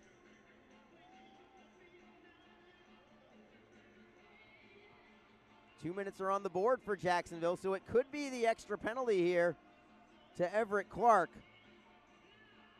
That's exactly what it's going to be. Clark gets the extra penalty for unsportsmanlike conduct. Not surprised by that, by him dropping the gloves.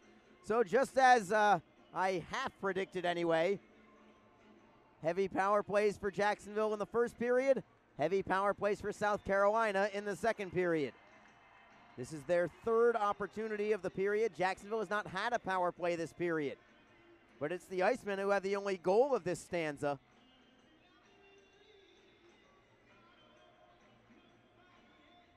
At least for now, but the Icemen need another big kill here.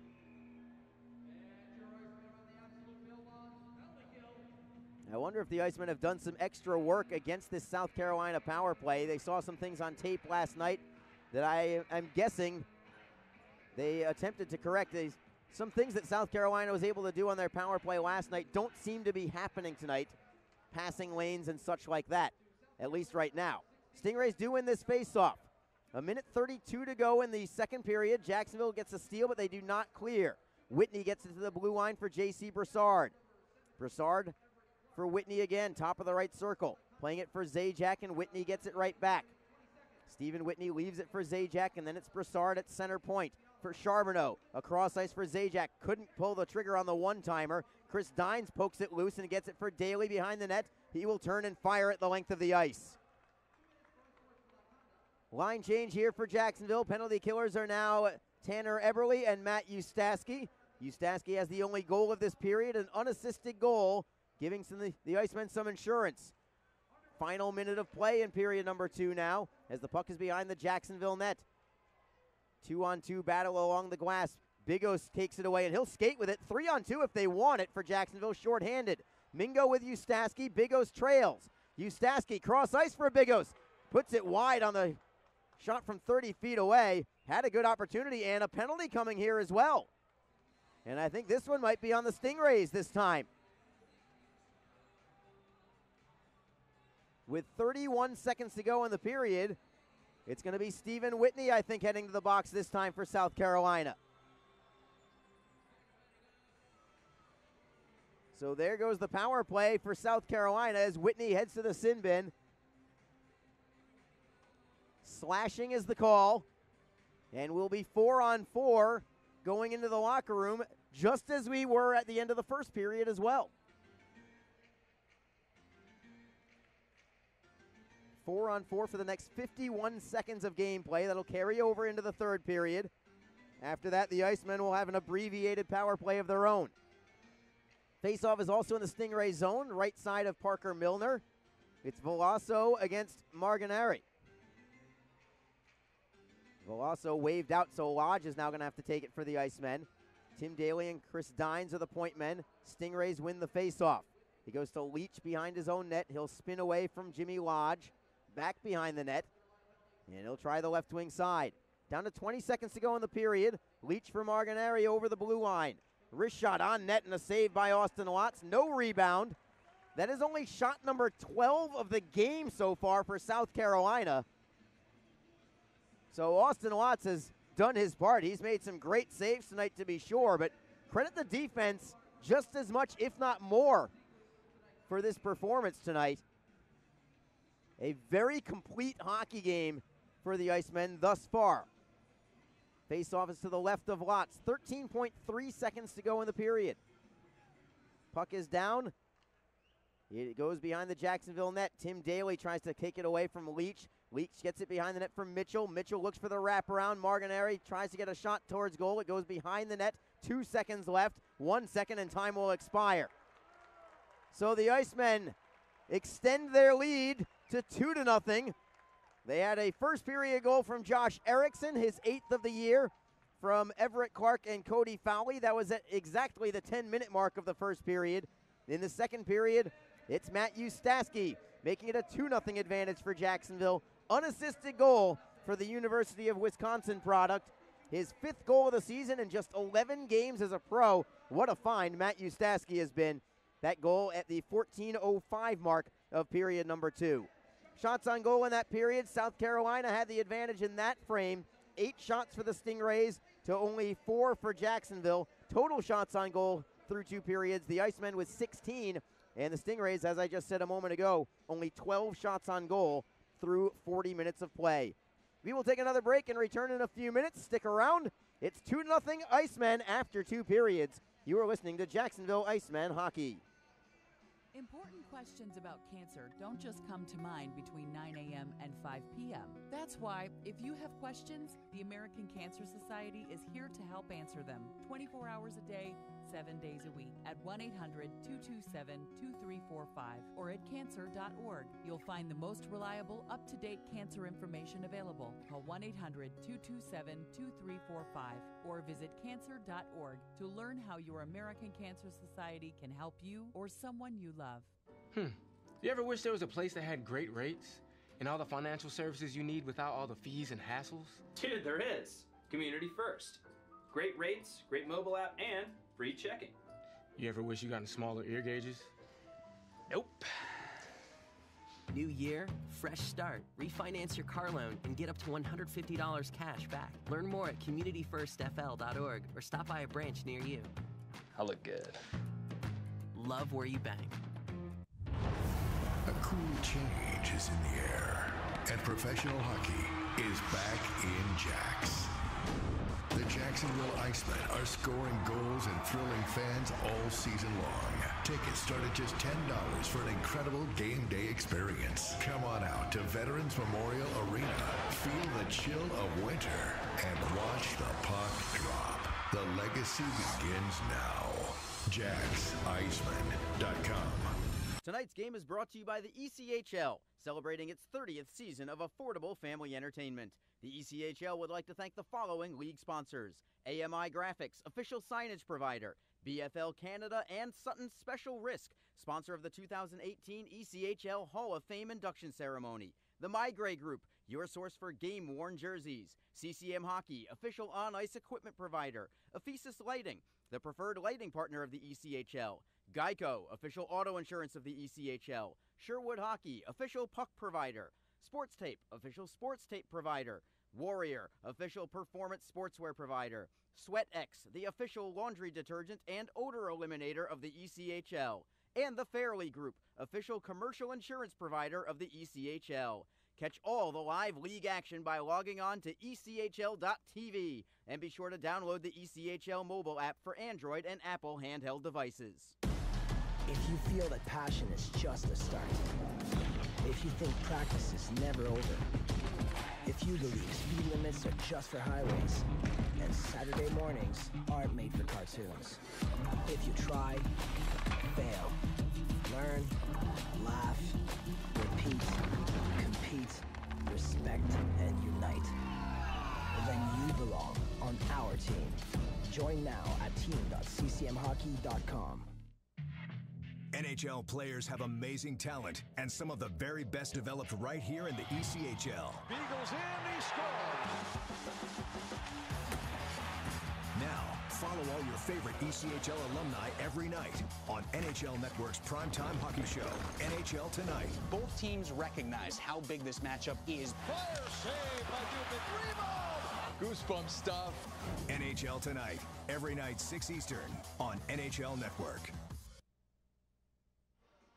We are through 2 periods of play here in Jacksonville. The Icemen have a 2-0 lead over the South Carolina Stingrays at home. Before we move to the ECHL scoreboard, let's get to introduce you a little bit to the newest Jacksonville Icemen player. That is Colton Veloso. He's 6 feet, 187 pounds, 20 years old, youngest guy in the team right now. But he has a pretty prolific isn't the right word, but extensive career in the Western Hockey League. That's major junior hockey, as good as it gets. And Jason Christie, the head coach of the Icemen, loves these guys from Western Canada, and that's where he's from. He's from Winnipeg, in fact. So an opportunity for him to play for the affiliate of his hometown team. For the Western Hockey League this year, he played for the Kootenay Ice. 71 games played, 25 goals. That's a solid number. 22 assists, 47 points for Veloso in Kootenay this year. Spent the majority of his WHL career in Portland, Oregon with the Portland Winterhawks. He had 18 goals 2 seasons ago, and a bit of time before that as well. So an opportunity for him to make an impression. And if you happen to catch an interview that I did with Tanner Eberle post-game last night, he was talking about these games being important still. Even though the Icemen are not in the playoff hunt anymore, there are jobs on the line, and just because you're doing well now doesn't mean that you're going to stick with the team next year. Not only do you have to do well to impress the coaches in front of you, but you have to do well to get some good game tape out there for other coaches out there who may want you in the following season.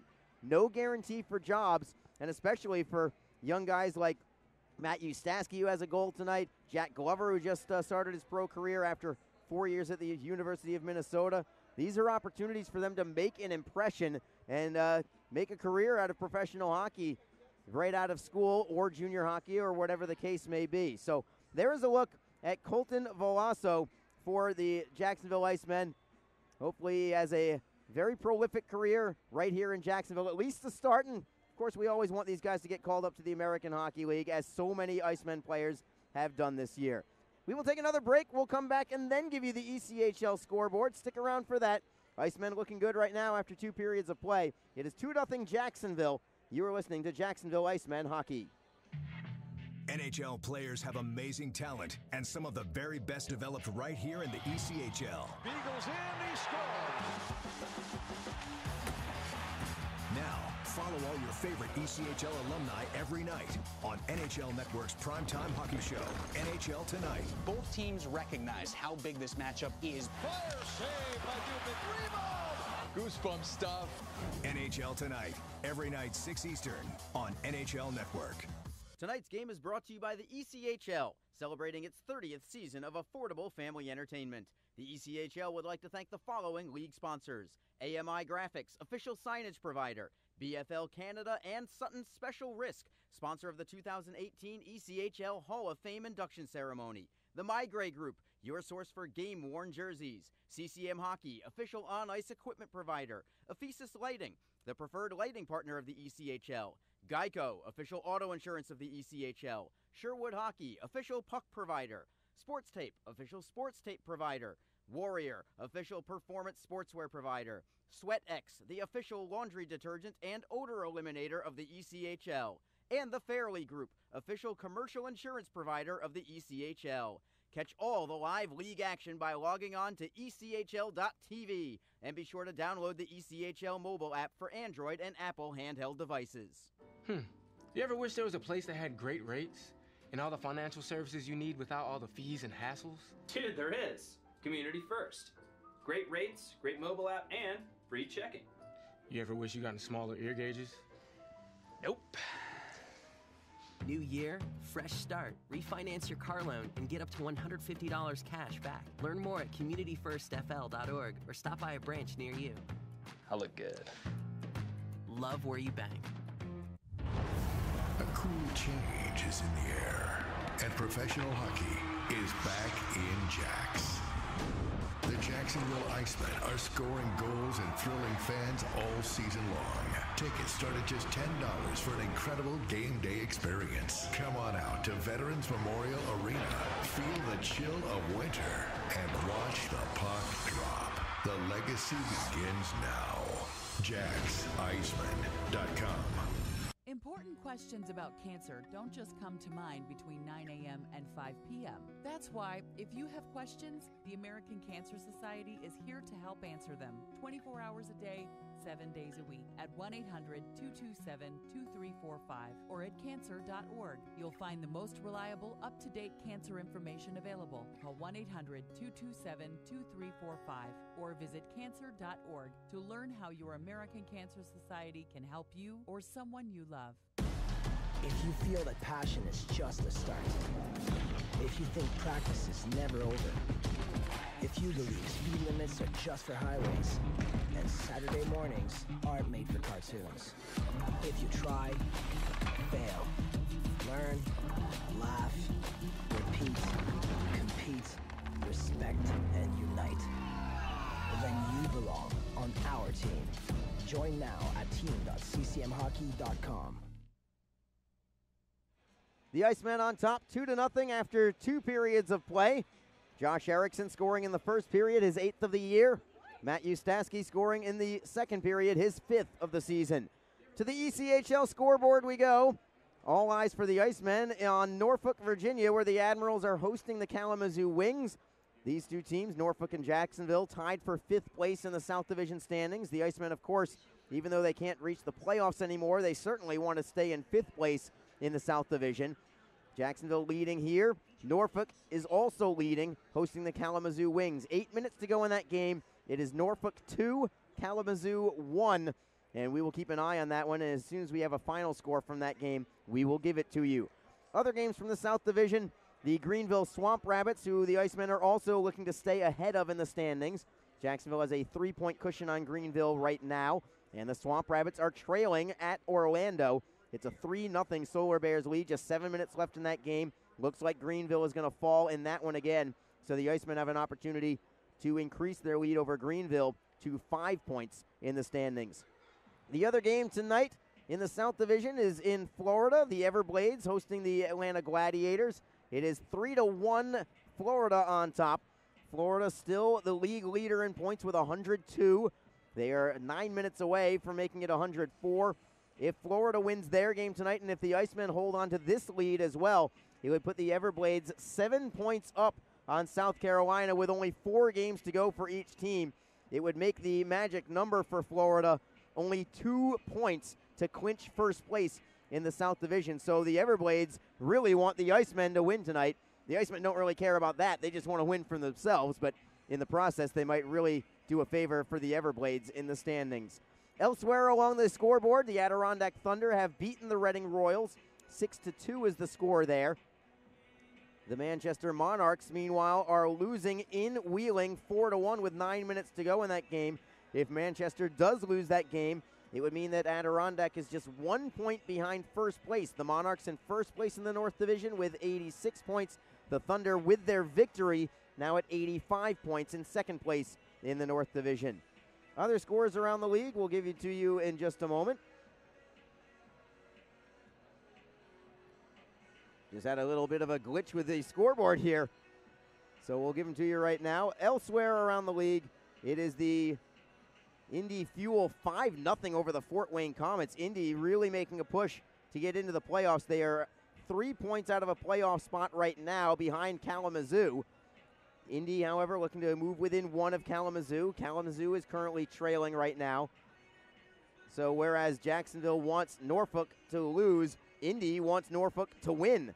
And it's just interesting how things work around there. The Central Division in the Western Conference is a three-way battle for fourth place, the fourth and final playoff spot there. Kalamazoo currently has a 3-point lead. They're in fourth place. Both Indy and Kansas City are 3 points behind Kalamazoo. Elsewhere around the league, the Cincinnati Cyclones with a 2-1 lead over the Toledo Walleye. That's in the opening minute of the third period. The Allen Americans have the same lead, 2-1 over the Colorado Eagles. That's early in the second period. The Rapid City Rush, midway through the first period, they are tied with the Quad City Mallards. 1-1 is the score there. And they are just underway from Boise, Idaho, where the Idaho Steelheads are hosting the Utah Grizzlies. They are scoreless and, again, just underway. We'll take one more break and get ready for the start of period number 3. Things looking very good for the Icemen so far, playing a very well-rounded game to this point. They lead 2-0 after 2. You are listening to Jacksonville Icemen Hockey. NHL players have amazing talent, and some of the very best developed right here in the ECHL. Beagles in, he scores! Now, follow all your favorite ECHL alumni every night on NHL Network's primetime hockey show, NHL Tonight. Both teams recognize how big this matchup is. Fire save by Dubin. Rebound! Goosebump stuff. NHL Tonight, every night 6 Eastern on NHL Network. You ever wish there was a place that had great rates and all the financial services you need without all the fees and hassles? Dude, there is. Community First. Great rates, great mobile app, and free checking. You ever wish you got smaller ear gauges? Nope. New year, fresh start. Refinance your car loan and get up to $150 cash back. Learn more at communityfirstfl.org or stop by a branch near you. I look good. Love where you bank. Tonight's game is brought to you by the ECHL, celebrating its 30th season of affordable family entertainment. The ECHL would like to thank the following league sponsors: AMI Graphics, official signage provider; BFL Canada and Sutton's Special Risk, sponsor of the 2018 ECHL Hall of Fame induction ceremony; the Migray Group, your source for game-worn jerseys; CCM Hockey, official on-ice equipment provider; Ephesus Lighting, the preferred lighting partner of the ECHL; Geico, official auto insurance of the ECHL; Sherwood Hockey, official puck provider; Sports Tape, official sports tape provider; Warrior, official performance sportswear provider; SweatX, the official laundry detergent and odor eliminator of the ECHL; and the Fairley Group, official commercial insurance provider of the ECHL. Catch all the live league action by logging on to ECHL.tv, and be sure to download the ECHL mobile app for Android and Apple handheld devices. If you feel that passion is just a start, if you think practice is never over, if you believe speed limits are just for highways, and Saturday mornings aren't made for cartoons, if you try, fail, learn, laugh, repeat, compete, respect, and unite, then you belong on our team. Join now at team.ccmhockey.com. A cool change is in the air, and professional hockey is back in Jax. The Jacksonville Icemen are scoring goals and thrilling fans all season long. Tickets start at just $10 for an incredible game day experience. Come on out to Veterans Memorial Arena, feel the chill of winter, and watch the puck drop. The legacy begins now. JacksIcemen.com.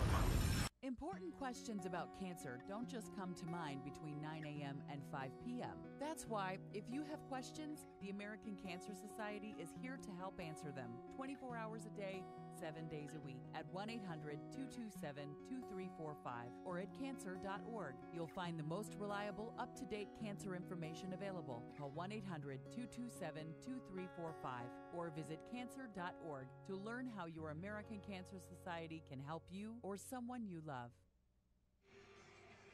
We are just moments away from the start of the third period. Arlie Johnson with you on JacksIcemen.com and ECHL.tv. Before we begin the third period, let's round out the remainder of the home schedule for the Icemen. Just 2 home games left this year. They are this upcoming Thursday and Friday night. Both games will be against the first place Florida Everblades. Both games at 7:30, of course. Thursday night, UNF night, where a portion of the proceeds from that night's game will be donated back to the University of North Florida. And the regular season home finale on Friday, April 6th. Fan Appreciation Night. Surprises and giveaways all game long. Specialty jerseys being worn by the Icemen players as well. And finally, an opportunity to win a brand new Chevy Camaro. Oh, you got to want that. No doubt about it. So make sure you are here for Fan Appreciation Night. A chance for the Icemen team to salute you, the fans, who have come out, and you have earned Fan Appreciation Night this year, believe me. 4th overall in league standings for attendance, over 5,500 a game, and they are loud and proud tonight. That average attendance is going to go up based on tonight's crowd. Another excellent crowd here in Jacksonville. We are just about ready for the start of the third period. Teams start 4-on-4 on the ice. Jacksonville will have a power play, however, in 15 seconds as South Carolina wins the draw.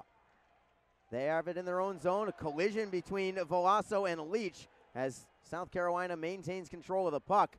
It is Geiger over the blue line on his forehand side, throws it in front. It's knocked away by Lotz, trying to get it away as Ustaski does clear it ahead for Veloso. He's got Everett Clark with him. It is a power play here for the Icemen. Clark drops it back for Chris Dines. Clark then heads to the bench, and the Icemen will get an opportunity to set up their number 1 power play unit. Jimmy Lodge over the blue line. He's got Veloso with him. Double teamed, however, is Lodge. Trying to help keep it in is Veloso. Knocks it free, but the Stingrays get it from there and clear it behind the Jacksonville net. Austin Lotz will leave it there for Dejan Mingo. Mingo, in turn, leaves it for Chris Dines. The Icemen 0 for 4 on the power play tonight. This is chance number 5 for them. They get it into South Carolina territory, but it will be called icing. Linesman saying that the Icemen did not gain the red line before clearing it into the zone. You have to get to center ice before clearing it in. They will give it to you, kind of like a neighborhood play in baseball used to be at second base. They will give it to you if you're close, but they deemed not close enough that time. So we'll bring it back into the Icemen, and just 31 seconds to go on this abbreviated power play for Jacksonville. The draw will be to the right, or the left rather, of Austin Lotz. And Jacksonville wins it cleanly. Dines behind his net. Perhaps a final rush here for the Icemen. Cody Fowley ahead for Eberle, tapping it to the right for Jimmy Lodge. Lodge gives it up, and it's cleared out to center. Dines drifting further into his own end. Tries to start the play forward. Left to right pass for Fowley. Fowley gives it up to Leach. Leach skates with the puck. From the blue line, a long slap shot deflects over the glass and well out of play. 1 second remaining on the penalty to South Carolina. Stephen Whitney will come out of the penalty box as soon as the puck drops. 18:31 to go in the third period, rather. With the Icemen on top by a pair. 2-0 is the score.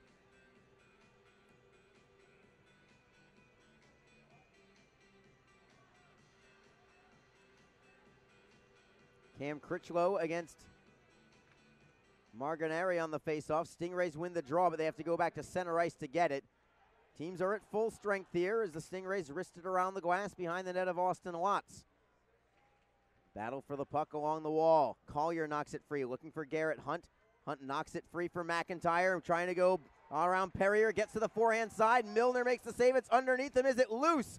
It is underneath the pad of Parker Milner, and sticks her up high at the whistle. Cozen wants a piece of Garrett Hunt. He better be careful what he wishes for. Hunt then with a jab on Marganari as McIntyre nearly slipped that puck underneath the pad of Parker Milner. I'm not sure if Milner knew that he had it underneath him, for that matter. Critchlow jabbed at the bottom of his pad, hoping to poke it loose and over the goal line. Couldn't do it, and I think the Stingrays took exception to that poke of the puck. Doesn't look like we'll have any penalties this time. Just a little extracurricular activity. Faceoff is going to come outside the blue line.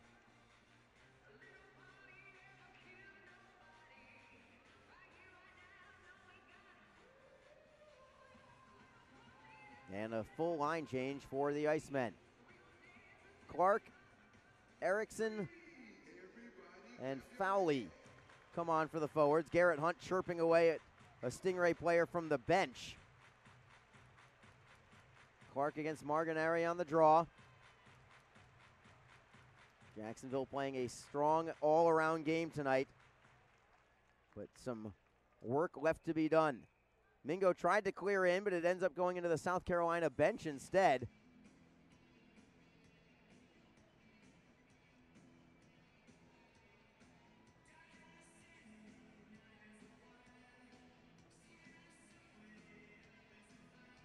And this time we'll drop the puck right at the center ice face-off dot. Jacksonville in their black unis, skating from my right to my left here in this third period. And they have control. Mingo cross ice for Kyle Bigos. Bigos for Fowley. Goes around the wall behind the South Carolina net. It's redirected ahead by the Stingrays. And Charbonneau tries to pass it forward, but it is picked off there by Jacksonville. Erickson takes it over the blue line for the Icemen. Cuts into the slot, cannot get a shot away. It goes to the blue line for Mingo. His shot towards goal is blocked off the skate of Geiger. Geiger backhands it away. Mingo taking the body on Mitchell as the puck comes into the neutral zone, and South Carolina's got it. Whitney got drilled. What a hit from Kyle Bigos, separating Whitney from his stick. Whitney definitely felt that one. What a hit from Kyle Bigos on Stephen Whitney, who is very much in pain as the Stingrays get a shot away. It goes wide to the short side post. Whitney couldn't even bend down to grab his own stick as Jacksonville gets the loose puck, and it's Bigos ahead for Veloso. 2-on-2 with Eberle. Offside is going to be the call here as Kyle Bigos just unloaded an open ice hit on Stephen Whitney. As clean a hit as they come. Whitney just didn't see the freight train coming.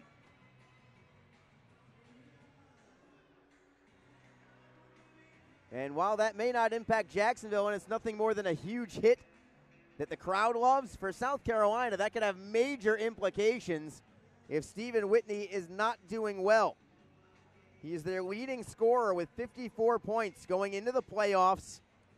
That is a guy that the Stingrays desperately want in the postseason and need. They have trouble scoring as it is at times. But Whitney is their best offensive threat. We'll see if we see him back in the game, for that matter. I'm not so sure if we will. Puck goes into the Jacksonville end as we resume play. Chris Dines to the right of his netminder.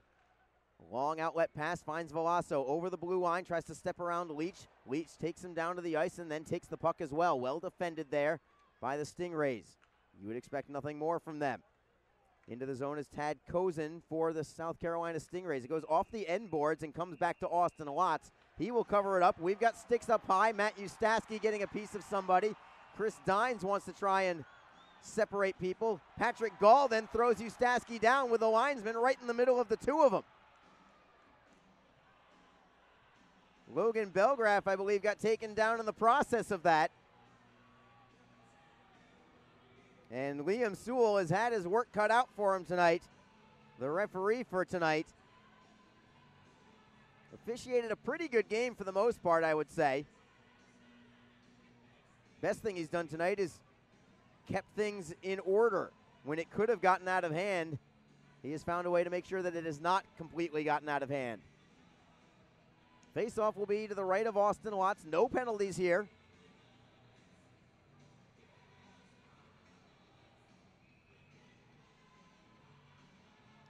And the Icemen send out Cam Critchlow, Jimmy Lodge, and Garrett Hunt. It's Kelly Zajac for South Carolina. Their top line is on with Camras and Nick Roberto. Roberto is on this line covering for Stephen Whitney, who is not taking this shift. Stingrays have it in the neutral zone. Roberto over the blue line. Right pad save is made. The second right pad save on the rebound from Austin Watts as Marcus Perrier had the rebound attempt. The Icemen now get it through the neutral zone, and it's Lodge over the blue line for Critchlow. Critchlow back for Lodge. He's lying down on his stomach, still trying to get a pass away for Critchlow, but the Stingrays take possession and skate through center ice. It's Camras going wide on Dines. Takes it behind the Jacksonville net. Got drilled into the glass, Camras did. Zajac takes over for South Carolina. Shot towards goal, deflects off a skate and into the net. What a tough break for the Icemen as a centering pass went off a skate and ends up into the Jacksonville net. And don't go anywhere just yet. South Carolina is on the board. It is 2-1 Icemen. We'll see who gets credit for this goal. Zajac was the one who made the initial pass. I'm just not sure if it went off a Jacksonville skate or if it went off a South Carolina player. Regardless, the goal time is going to be at 4:20 of period number 3.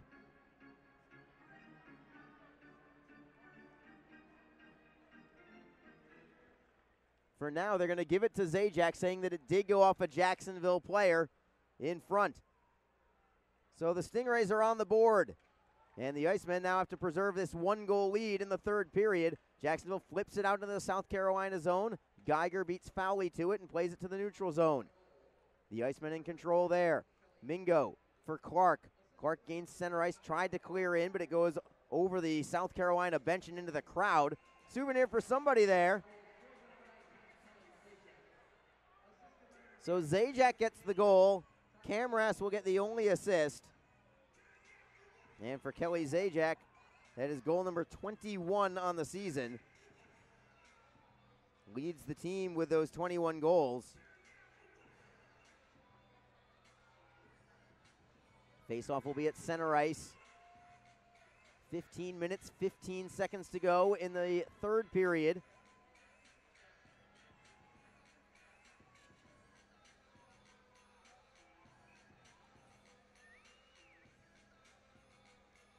Looking at the score from Norfolk, the Admirals have defeated the Kalamazoo Wings. 2-1 is the final score there. So the Icemen need to win this game to stay even with the Norfolk Admirals for a tie for 5th place in the standings. South Carolina with a shot on net, and Watts makes the save with the blocker.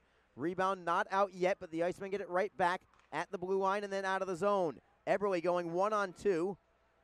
Gives it up at the Stingray blue line. Ustaski takes a man down, then takes the puck as well. Backhands it up the wall in the neutral zone. Stingrays take it from there. It's Marganeri to the blue line for Hughes, but he couldn't handle the hot pass. Eberle trying to track it down. Hughes just beats him to it by a step, but the Icemen look for a steal, and they do get it. Velasso at the blue line will backhand it behind the Stingray net. Eberle took a man down as South Carolina looks to clear away. Perrier up the wall and back to the Jacksonville end. Puck rolls on edge, going towards Lotz, but Mingo will beat him to it. And take it ahead for Eberle. Eberle backhands in. Velasso chases after. Milner behind his own net. Didn't know which way to pass the puck. Finally moves it to the left wing side for Hughes. Back behind the net for Perrier. The Icemen get a line change. Cam Critchlow waiting at the top of the circles as Perrier just stationed behind his own net. Not in any rush, even though the Stingrays are down by a goal. Now they get it into the zone, and it's Broussard going wide on Collier. Poke checked away by Glover. Good defensive work there by Jacksonville. Not out yet, however. The puck is loose into the left wing corner. Glover plays it to the opposite wing for Critchlow. Critchlow tries to knock it ahead. Patrick Gall keeps it in for the Stingrays. Behind the net to the right of Austin Watts. Around the wall, nobody there. Broussard unable to grab it, but it will be called icing against Jacksonville. 13:30 to go in period number 3. South Carolina just scored a few minutes ago. They are on the board. It's 2-1 Icemen. Shots on goal, 17 for the Icemen, 16 for South Carolina. 4-1 for South Carolina in this period. Face-off is to the right of Austin Watts. Critchlow against Zajac. Tied up along the wall, goes to the Stingrays. Slap shot on net, and the save is made by Watts. Rebound cleared away by Garrett Hunt, looking for Jimmy Lodge. Lodge gets it to center ice, and South Carolina has it in the neutral zone. Geiger with a wrister into the opposite corner. Well, that's the left of Austin Lotz. Collier tries to knock it away. Feeds Garrett Hunt. He's got some time and space. Shifts away from one man. Drops it back into his own end for Glover. Glover for Collier and then to Lodge. Looking to move it cross ice over the blue line. It will be offside against the Icemen. We will take a media timeout. 12:56 to go in the third period. The Icemen lead down to 1. It's Jacksonville 2, South Carolina 1. You are listening to Jacksonville Icemen Hockey. NHL players have amazing talent, and some of the very best developed right here in the ECHL. Beagles in, he scores. Now, follow all your favorite ECHL alumni every night on NHL Network's primetime hockey show, NHL Tonight. Both teams recognize how big this matchup is. Fire save by Dubin. Rebound. Goosebump stuff. NHL Tonight, every night 6 Eastern on NHL Network. If you feel that passion is just a start, if you think practice is never over, if you believe speed limits are just for highways, and Saturday mornings aren't made for cartoons, if you try, fail, learn, laugh, repeat, compete, respect, and unite, then you belong on our team. Join now at team.ccmhockey.com. It's a 2-1 Icemen lead. 12:56 to go in the third period. Jacksonville trying to erase a 4-game losing streak, and in the process looking to break a South Carolina 6-game winning streak. The Icemen have the puck at the red line. It's Bigos who unloaded on a body check a couple of shifts ago on Stephen Whitney. We have not seen Whitney since. And now a big hit again from the Icemen in the offensive zone. This time it's Erickson with the hit. Puck is loose on the far side wall, trying to get it to the blue line. Can't do it yet. South Carolina does get it to center ice. Bigo with another hit, this time on Marganari. Dejan Mingo tries to move the puck away from Charbonneau. Plays it up the wall. Loose there, and South Carolina tries to knock it free. Clark takes the body on Charbonneau. Pair of 17s go for it there. As the Icemen get control of the puck, they do get it to center ice, but they cannot keep control of the puck. Jonathan Charbonneau for the Stingrays, dropping it back in his own end for Fiala. Charbonneau gets it back, flips it in on net. Tough shot there, actually, for Austin Watts as it short-hopped right in front of him. Stingrays now at their own blue line in possession. Olsen trying to knock it away from Mingo. He does tap it into the Icemen zone. Eberle backhands it up blast, but not out. Olsen keeps it in, steps around the man, looks to center. It is deflected away. South Carolina tried to bat it out of midair. Couldn't put it on net. Jacksonville can't clear yet, though. Bouncing puck into the right wing corner. Chris Dines with one hand on the stick pokes at it. Moves it for Eberle. Eberle to the right side and out to the red line. 11:33 to go in the third period. Jacksonville gets a steal. It's Ustaski. Backhand peed for Eberle. Eberle around one man. Shot goes well wide to the far post. Caught his toe of his stick and it just kind of airmailed on him. He had a great scoring chance. He just didn't put it on net. Jacksonville still with some pressure, though, in the offensive zone. Stingrays try to play it around the wall. Dines tries to keep it in. Can't do so. The Icemen get it back at center. It's Daly for Veloso. Veloso behind the net. What a hit from Garrett Hunt on Patrick Gall. Gall stayed up, but South Carolina's into the zone, and it is Whitney back on the ice. Stephen Whitney on his backhand side. Centering feed, goes cross ice. Shot towards goal, deflects in front, cleared away. And what do we have here? Perrier just fell down all by himself, it looked like. Crowd loves that one, and I'm not sure what the call is going to be here. Was there a penalty? Was there an infraction? I don't think I saw the hand up from Liam Sewell, the referee. So I'm not certain what we have here. Just a stoppage in play for the time being.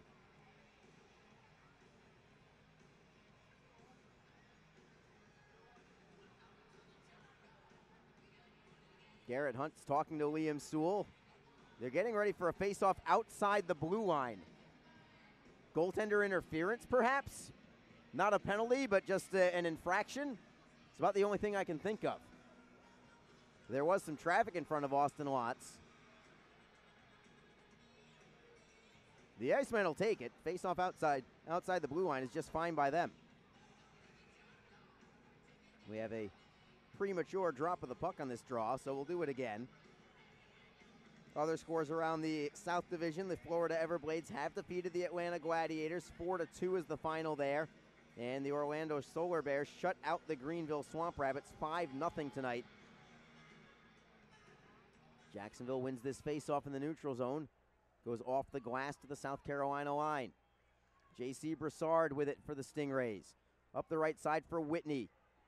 They gain the blue line, but nothing more. Jacksonville takes over. Tim Daly behind his net. Playing it to the corner for Dines. To the left for Critchlow. Tries to chip it over the blue line. Lodge gives chase onside, but Perrier has it there for the Stingrays. To the left side, Stingrays get it out to center ice. Whitney pokes it into the Jacksonville zone. Dines defends on him. Dines knocks it free behind the net, but the Stingrays get a steal. Centering pass goes to nobody all the way to center ice. Lodge chasing after it, but J.C. Broussard will beat him to it. Broussard's outlet pass picked off by Jacksonville. Here comes Clark with a step over the blue line. Forehand, score! What a goal from Everett Clark! And the Icemen have regained their 2-goal advantage. After the goal, Jimmy Lodge got taken down, and we've got sticks up high. Zajac sends a stick flying. The goal is going to count no matter what. We will have penalties as well.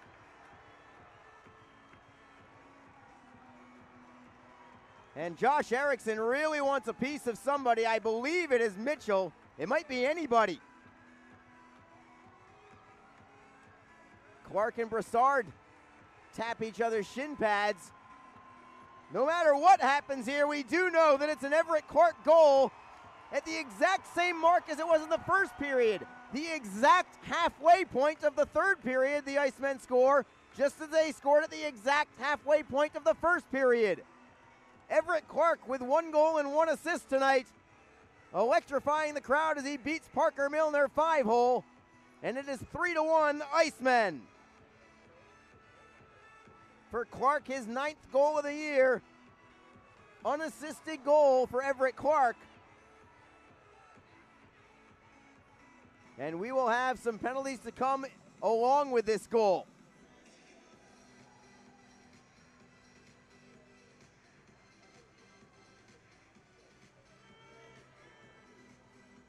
If I had to guess, I'd say it'd be a power play for Jacksonville, but I don't want to guess at those kind of things.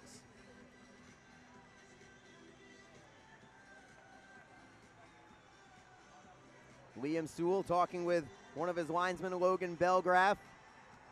The crowd is just electric right now as Marcus Perrier is jawing at an Iceman fan right now as he goes to the locker room. Love the energy from the fans here tonight.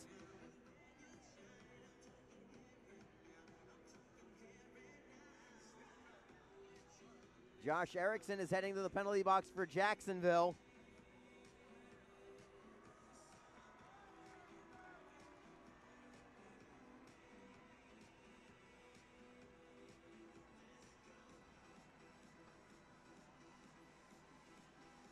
Nothing on the scoreboard just yet in terms of penalties, but what is on the scoreboard is a 3rd goal for the Icemen. Everett Clark unassisted at the 10-minute mark of the 3rd. 1 goal and 1 assist for him. What a night he is having.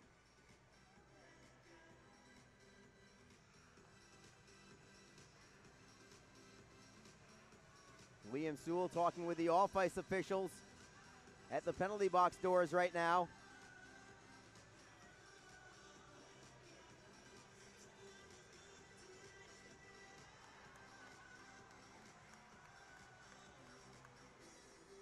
Still trying to figure everything else out. If I had to guess, Marcus Perrier just got a 10-minute misconduct or a game misconduct.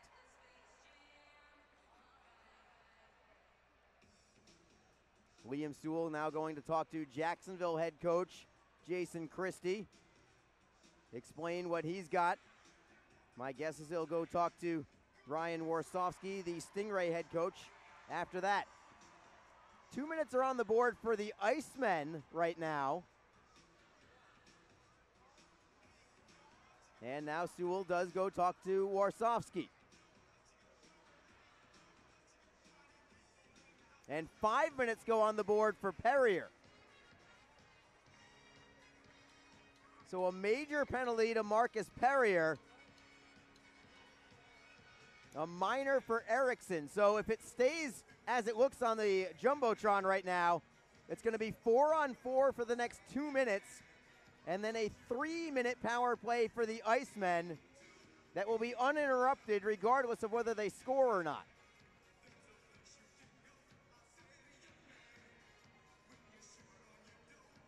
So there's a lot to absorb here with that last play.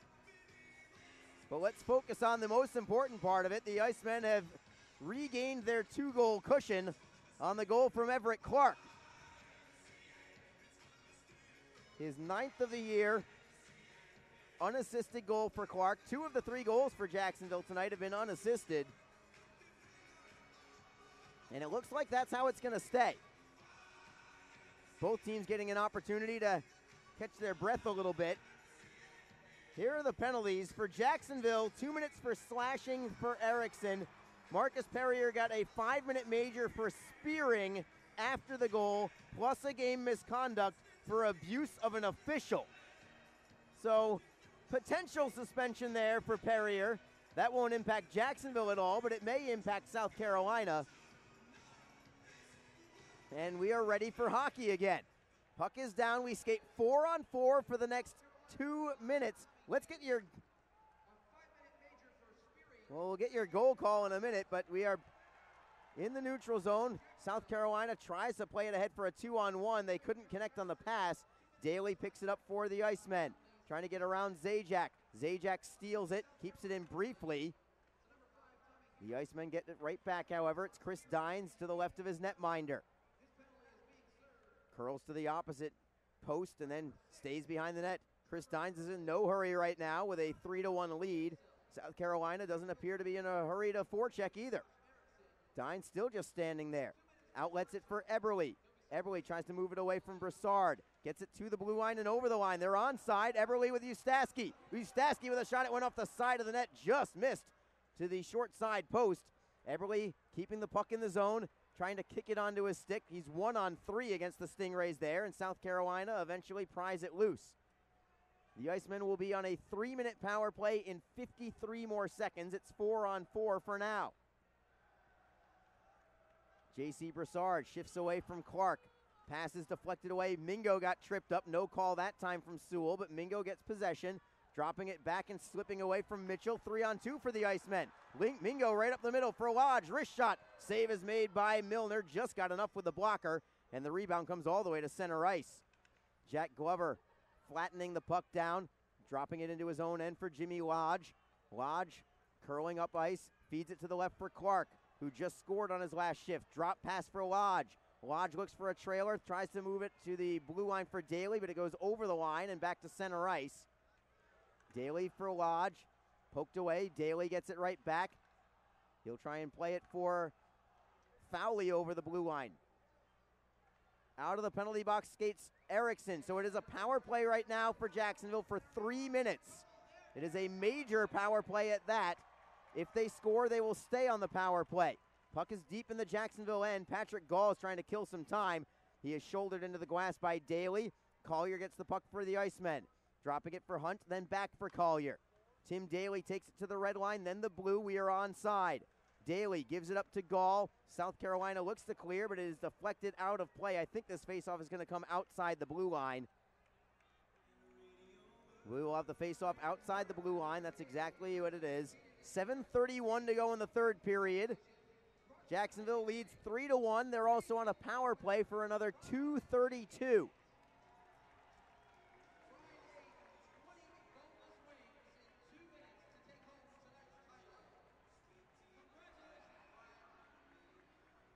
So for the Icemen, Ustaski, Veloso, and Clark are your forwards, with Dejan Mingo and Chris Dines up front. And the Icemen have it. Chris Dines at his own blue line. Going cross ice for Mingo, left to right pass. Mingo over the blue line of South Carolina. He'll chip and chase after it himself, beating everybody to it behind the South Carolina net. Ustaski to the left point for Dines. Cross ice, it goes off the boards for Mingo. Mingo tries to flip it ahead for Veloso. Stolen by South Carolina, not out yet, however. Mingo got a punch up high. Here's all alone Veloso. Couldn't get the shot away. He misfired on the shot, all alone in front of Milner. The Icemen keep possession, however. Dines at the left point for Veloso. Veloso for Dines again at the left point. Into the corner we go for Ustaski. Ustaski in deep, centering pass, deflects to the blue line. Mingo holds it in. Still a minute 45 to go on this power play. Dines with a slap shot. Pad save is made. Rebound is cleared back to the line. Dines holds it in. Playing it for Mingo. How did he keep it in the zone? Gets it to the blue line, but finally South Carolina will clear it out. A minute 28 to go in period number 3. Or excuse me, in the power play. 6:23 to go in the third period. The Icemen looking for one more goal to really put a cherry on top of this one. Everett Clark over the blue line, splits the defense, got a stick up high and another penalty on South Carolina. It'll be a 5-on-3 power play for the Icemen this time. As Clark got a stick up high. A 5-on-3 power play for the next minute 12. I think they're going to call it hooking. Whatever you call it, it was a pretty easy call to make. Whitney into the penalty box. And Jacksonville back to the power play.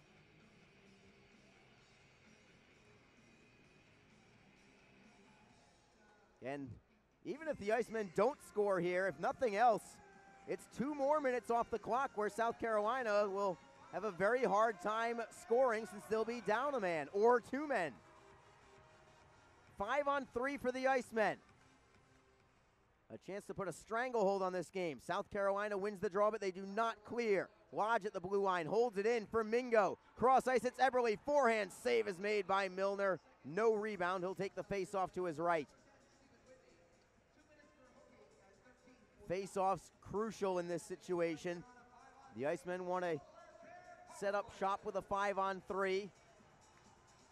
South Carolina would love nothing more than a face-off win and a clear to kill some time. Eberle with a quality opportunity there for the Icemen. Puck is down. Icemen win it. Dines for Mingo. Back to Dines, 50 feet away. Center point, leaves it for Mingo. Mingo in deep for Lodge, into the corner. Off the end boards, it's Eberle. Lodge gets it back to the right of Parker Milner. To the line for Mingo is a bad pass, and Mingo unable to handle it. It goes all the way out to the blue line of Jacksonville. So the Icemen will have to regroup. Mingo's got plenty of time to get it over the blue line. Feeds it for Dines, then for Mingo. South Carolina with a steal. Not out of the zone, however. Lodge at the left wing faceoff circle. Lodge looking for a pass. He takes the shot instead, and Milner makes the glove save. 21 seconds left on the 5-on-3 power play. A minute 9 remaining on Stephen Whitney's penalty.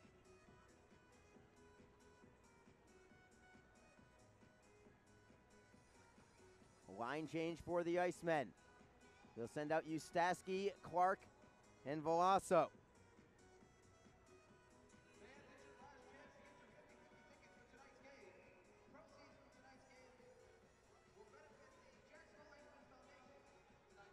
Ustaski will take this face off. Stingrays win it. Tommy Hughes has some time. He'll kill a good portion of the remainder of this 5-on-3. Getting it behind the Jacksonville net. Maybe one final rush. 8 seconds to go on the 5-on-3. Brendan Collier for the Icemen. Over the blue line easily. To the right point for Tim Daly. Daly in deep for Collier. Comes back for Daly. Stingrays get one man back. Everett Clark fakes the shot, takes the shot. It is blocked. Still a power play 5-on-4 now for 40 more seconds. Jacksonville with the puck. It is Collier. Flip pass for Daly. Daly with a wrister and a screen, blocked in front. Clark could not get the shot away. His own man was in the way, and South Carolina gets a steal. It's Olsen skating one-on-one shorthanded. Daly defends. Daly rides him into the glass. Clark takes the body, and then Daly takes the puck. Daly ahead for Veloso. He's got Ustaski with him. 2-on-2. Centering pass is blocked. Stingrays get to the puck. They'll kill a little more time, and the Icemen come away empty-handed on this power play. Just 5 seconds left on it, and South Carolina still has possession. Poke check by Jacksonville at center ice. They get it back, but the Stingrays are out of the penalty box, and we are back to 5-on-5 play. Just 4:04 remaining in the game, however. The Icemen still lead 3-1. One goal in the first from Josh Erickson, one in the second from Matt Ustaski, one in the third from Everett Clark. Stingrays clear into the zone to the right of Austin Lotz. Lotz misfired on his first clearing attempt. Gets it around the wall this time for Garrett Hunt, but he cannot clear. Zajac holds it in for Whitney to the blue line for J.C. Broussard. Zajac, cross ice look. Taking it off the wall is Evan Fiala. Lodge defends. Stingrays still with it. Penalty coming on Jacksonville. Delayed call. It's going to be a high sticking penalty. South Carolina comes all the way out to center ice to maintain possession of the puck. Whitney tapping it away for Broussard. Back for Whitney.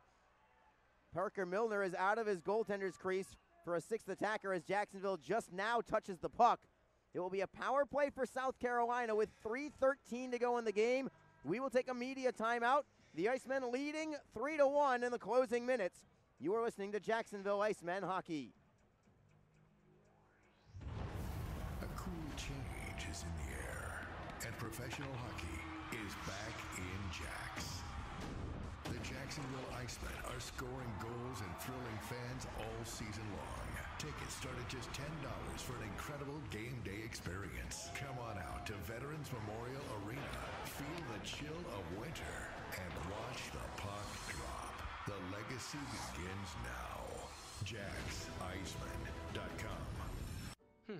You ever wish there was a place that had great rates and all the financial services you need without all the fees and hassles? Dude, there is. Community First. Great rates, great mobile app, and free checking. You ever wish you got smaller ear gauges? Nope. New year, fresh start. Refinance your car loan and get up to $150 cash back. Learn more at communityfirstfl.org or stop by a branch near you. I look good. Love where you bank.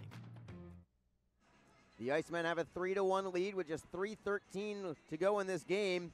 However, the Stingrays are going to the power play here, so a great opportunity for them to close within one. Jacksonville's penalty kill has been great all night. Stingrays are 0 for 4 with the man advantage right now.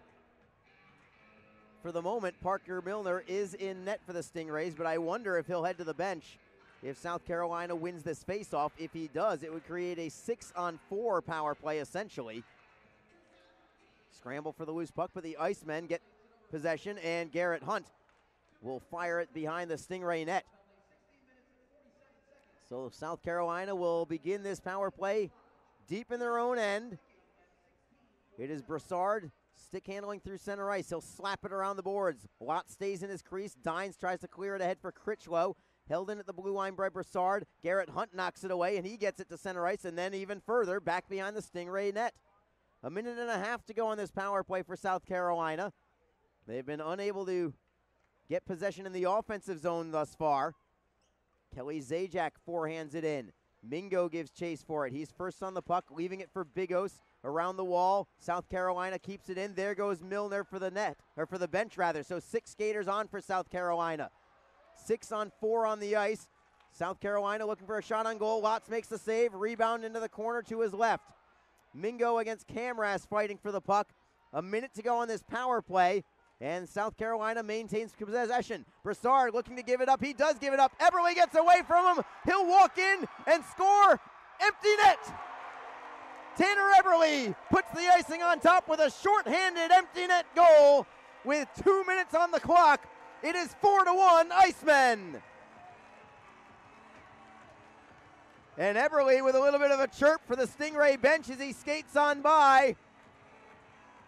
Tanner Eberle gets the third unassisted goal of the game for the Icemen, as Broussard lost the handle at the blue line, fell down as he tried to recover. Eberle stole it away, and it was nothing but him and ice. Moving to an empty net as Eberle gets his 21st goal of the season. Strange that the Icemen have 3 goals that are all unassisted. They also have 3 goals that are at the exact minute mark of the game. 10 minutes of the first period, 10 minutes of the third period, and this one at the 18-minute mark of the third period. South Carolina still on the power play, but the Icemen in command now with a 4-1 advantage.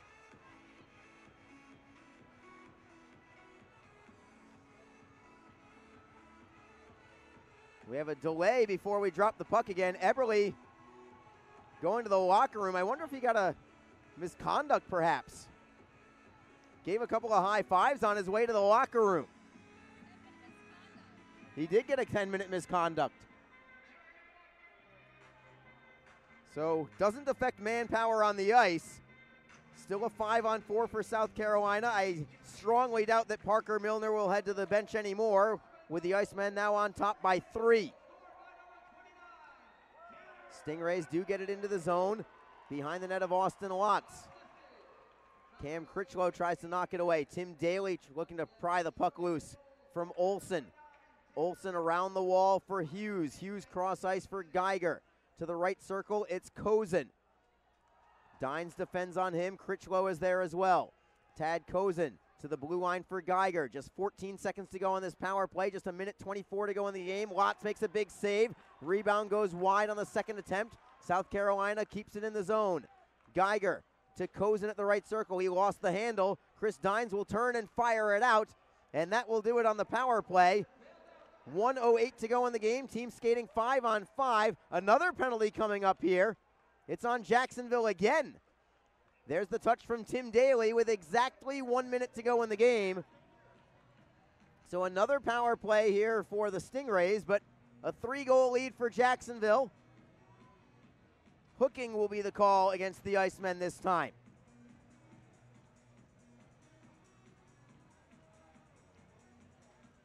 Who's going to the box this time? I believe it's going to be Garrett Hunt. Hunt is the one heading to the box.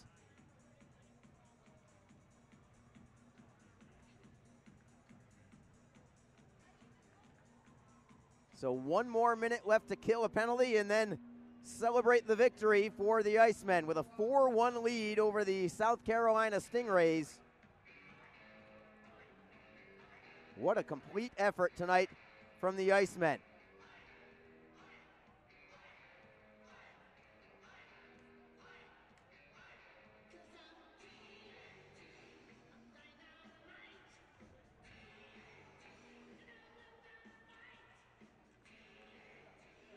South Carolina with a drive. What a save by Watts with the glove.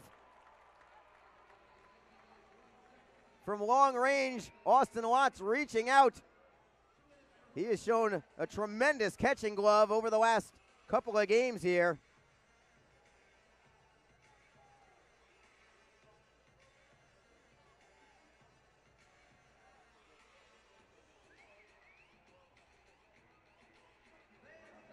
And they have just announced tonight's attendance, even better than last night. 7,834 crazed fans, and they will go home happy tonight. Face-off is to the left of Lotz. Everett Clark will take this draw, and he intentionally loses the draw. He just slaps it down the ice himself. Stingrays weren't ready for that. South Carolina has it behind their own net. Joey Leach, bad pass. Kyle Bigos gets a steal. Everett Clark knocks it out to center ice looking for Erickson. Erickson just killing some time here. Clark steps in as the Stingrays get it back, but it's deep in their own zone. Just 30 seconds to go in the game. Clark continuing to finish his checks even in the final minute here with this game already in control, killing a ton of time behind the Stingray net. South Carolina finally gets it loose, but only 19 seconds to go in the game. It's Olsen over the blue line for Charbonneau, and one final save from Austin Watts. Rebound for Mingo, can't clear it yet. Critchlow looks to clear it out. Bigos is there, he'll take the body. South Carolina with it again. Fiala with a wrist shot, it is blocked. Mingo clears it out of the zone, and that will do it. The Jacksonville Icemen have defeated the South Carolina Stingrays tonight. 4-1 is your final score. 19 saves on 20 shots for Austin Watts. Credit him for sure, but credit the defense, credit the balanced offensive attack as well. And the Icemen break a 4-game losing streak in very impressive fashion tonight, beating the South Carolina Stingrays and breaking their 6-game win streak in the process. 4-1 is your final score. We will be back with you Thursday night. The Icemen will host the Florida Everblades both Thursday and Friday evening, the final 2 home games of the season. Make sure you're with us on JacksIcemen.com and ECHL.tv. For tonight's broadcast and for everybody involved, this is Arlie Johnson saying good night. Good guys win this evening. It's the Icemen 4 and the Stingrays 1. Have a wonderful evening, everybody. We'll catch you again on Thursday night.